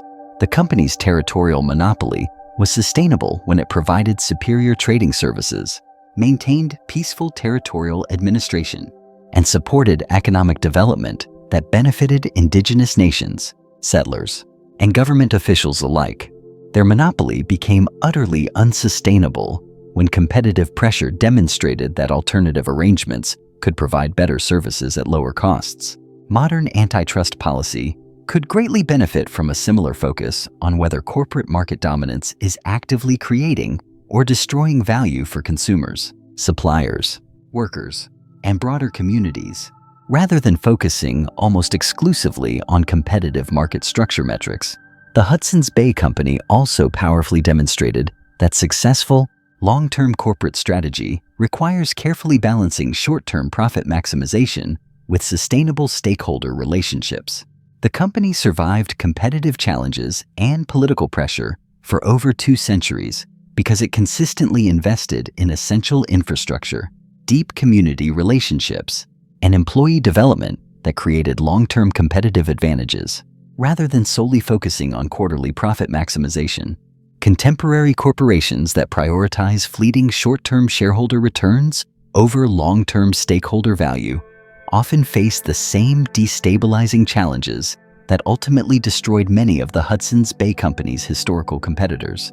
They sacrifice sustainable competitive advantages for immediate financial gains that prove to be temporary and unstable. The chronicle of the Hudson's Bay Company's evolution from a vast, resource-controlling territorial monopoly to a highly competitive, multifaceted modern retailer is a masterclass in corporate survival.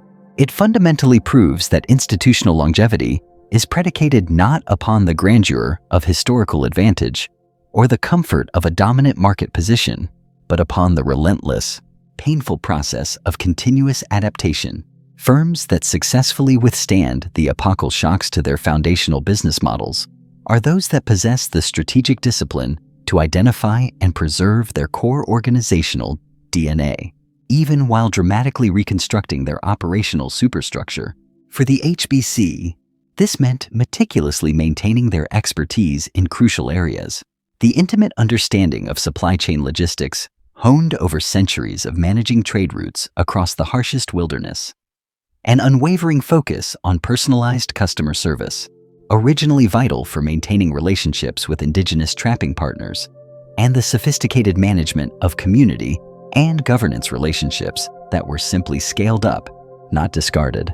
During the transition from remote trading posts to thriving urban department stores, this synergy allowed them to not just weather the dismantling of their monopoly, but to leverage their deep institutional knowledge to construct highly successful, competitive enterprises across North America.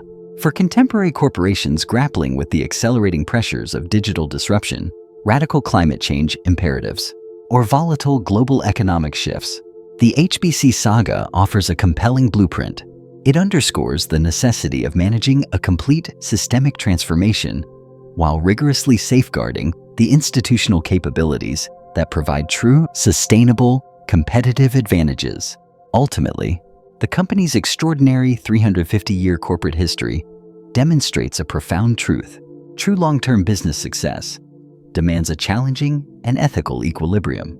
It requires balancing vast commercial power with societal responsibility, reconciling operational efficiency with fundamental equity, and harmonizing immediate profit goals with a demonstrable, ethical purpose. This process must focus on generating sustainable value for all stakeholders: employees, communities, suppliers, and the environment, rather than adhering solely to the limited mandate of maximizing short-term returns for corporate shareholders. That vital, often overlooked nuance remains acutely relevant today, centuries after 17 opportunistic London merchants first convinced a fiscally desperate King Charles II to grant them dominion over half a continent. And so, the epic narrative concludes, we have traced the trajectory of 17 opportunistic London financiers who successfully persuaded an impoverished monarch to sign away proprietary ownership of the vast, resource-rich territories of Rupert's Land. We have observed them systematically construct a commercial empire that proved far more resilient than nearly every political rival, outlasting, in duration, even the celebrated Roman occupation of Britain. We have watched their radical, almost improbable transformation from a state-sanctioned territorial monopoly governing millions of square miles into a fierce, competitive retail corporation, surviving every economic collapse and political challenge that dismantled their competitors. Today, well over 3.5 centuries after receiving that foundational royal charter, the Hudson's Bay Company persists, thriving as one of North America's premier retail giants. However, the 355-year journey reached a bitter end in March 2025 when the company filed for creditor protection amid a retail apocalypse. By June 2025, all remaining stores were closed, and the iconic brand name and stripes were sold to Canadian Tire for $30 million. The company was eventually renamed 12423939 BC Unlimited Liability KTKC, effectively ending the existence of the oldest corporation in North America. Step across the threshold of a Bay store in downtown Toronto or the bustling streets of Vancouver, and you are literally entering a business that once asserted governmental authority over a realm stretching from the frozen Arctic Ocean down to the American Midwest. Should you purchase one of their instantly recognizable, multi-striped iconic point blankets, you are acquiring not just wool, but a piece of history, a product that, for generations, served effectively as a trusted unit of currency and exchange throughout the vast North American interior. Yet, the true resonance of the HBC story extends far beyond a remarkable corporate survival narrative. Their territorial empire fundamentally supplied the scaffolding upon which the modern Canadian nation was constructed. The intricate network of their established trading posts became the literal skeleton around which major Canadian cities eventually solidified and grew. Their established transportation routes, the rivers, portages, and trails, were later paved over to become the core highways and crucial transcontinental railways that inextricably linked disparate Canadian regions.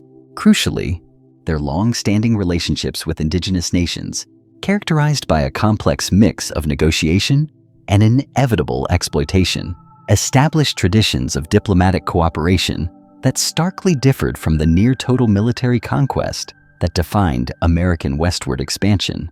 It is a historical certainty that without the HBC's extensive territorial control acting as a political and economic buffer, much of Western Canada would almost certainly have been integrated into the expanding United States during the decisive moments of the 19th century. In essence, the entire geographic and infrastructural framework that made Canadian Confederation politically and logistically viable was largely engineered by a commercial monopoly whose influence many modern Canadians have regrettably forgotten. The company's institutional genius also provided a powerful demonstration of adaptability. When their monopoly privileges were officially revoked, they refused to vanish or retreat into historical irrelevance. Instead, they boldly reinvented their entire business model, embraced the brutal realities of open competition, and discovered completely new strategies to serve customers in a dramatically shifting marketplace. Few commercial entities survive such fundamental ruptures to their core operations.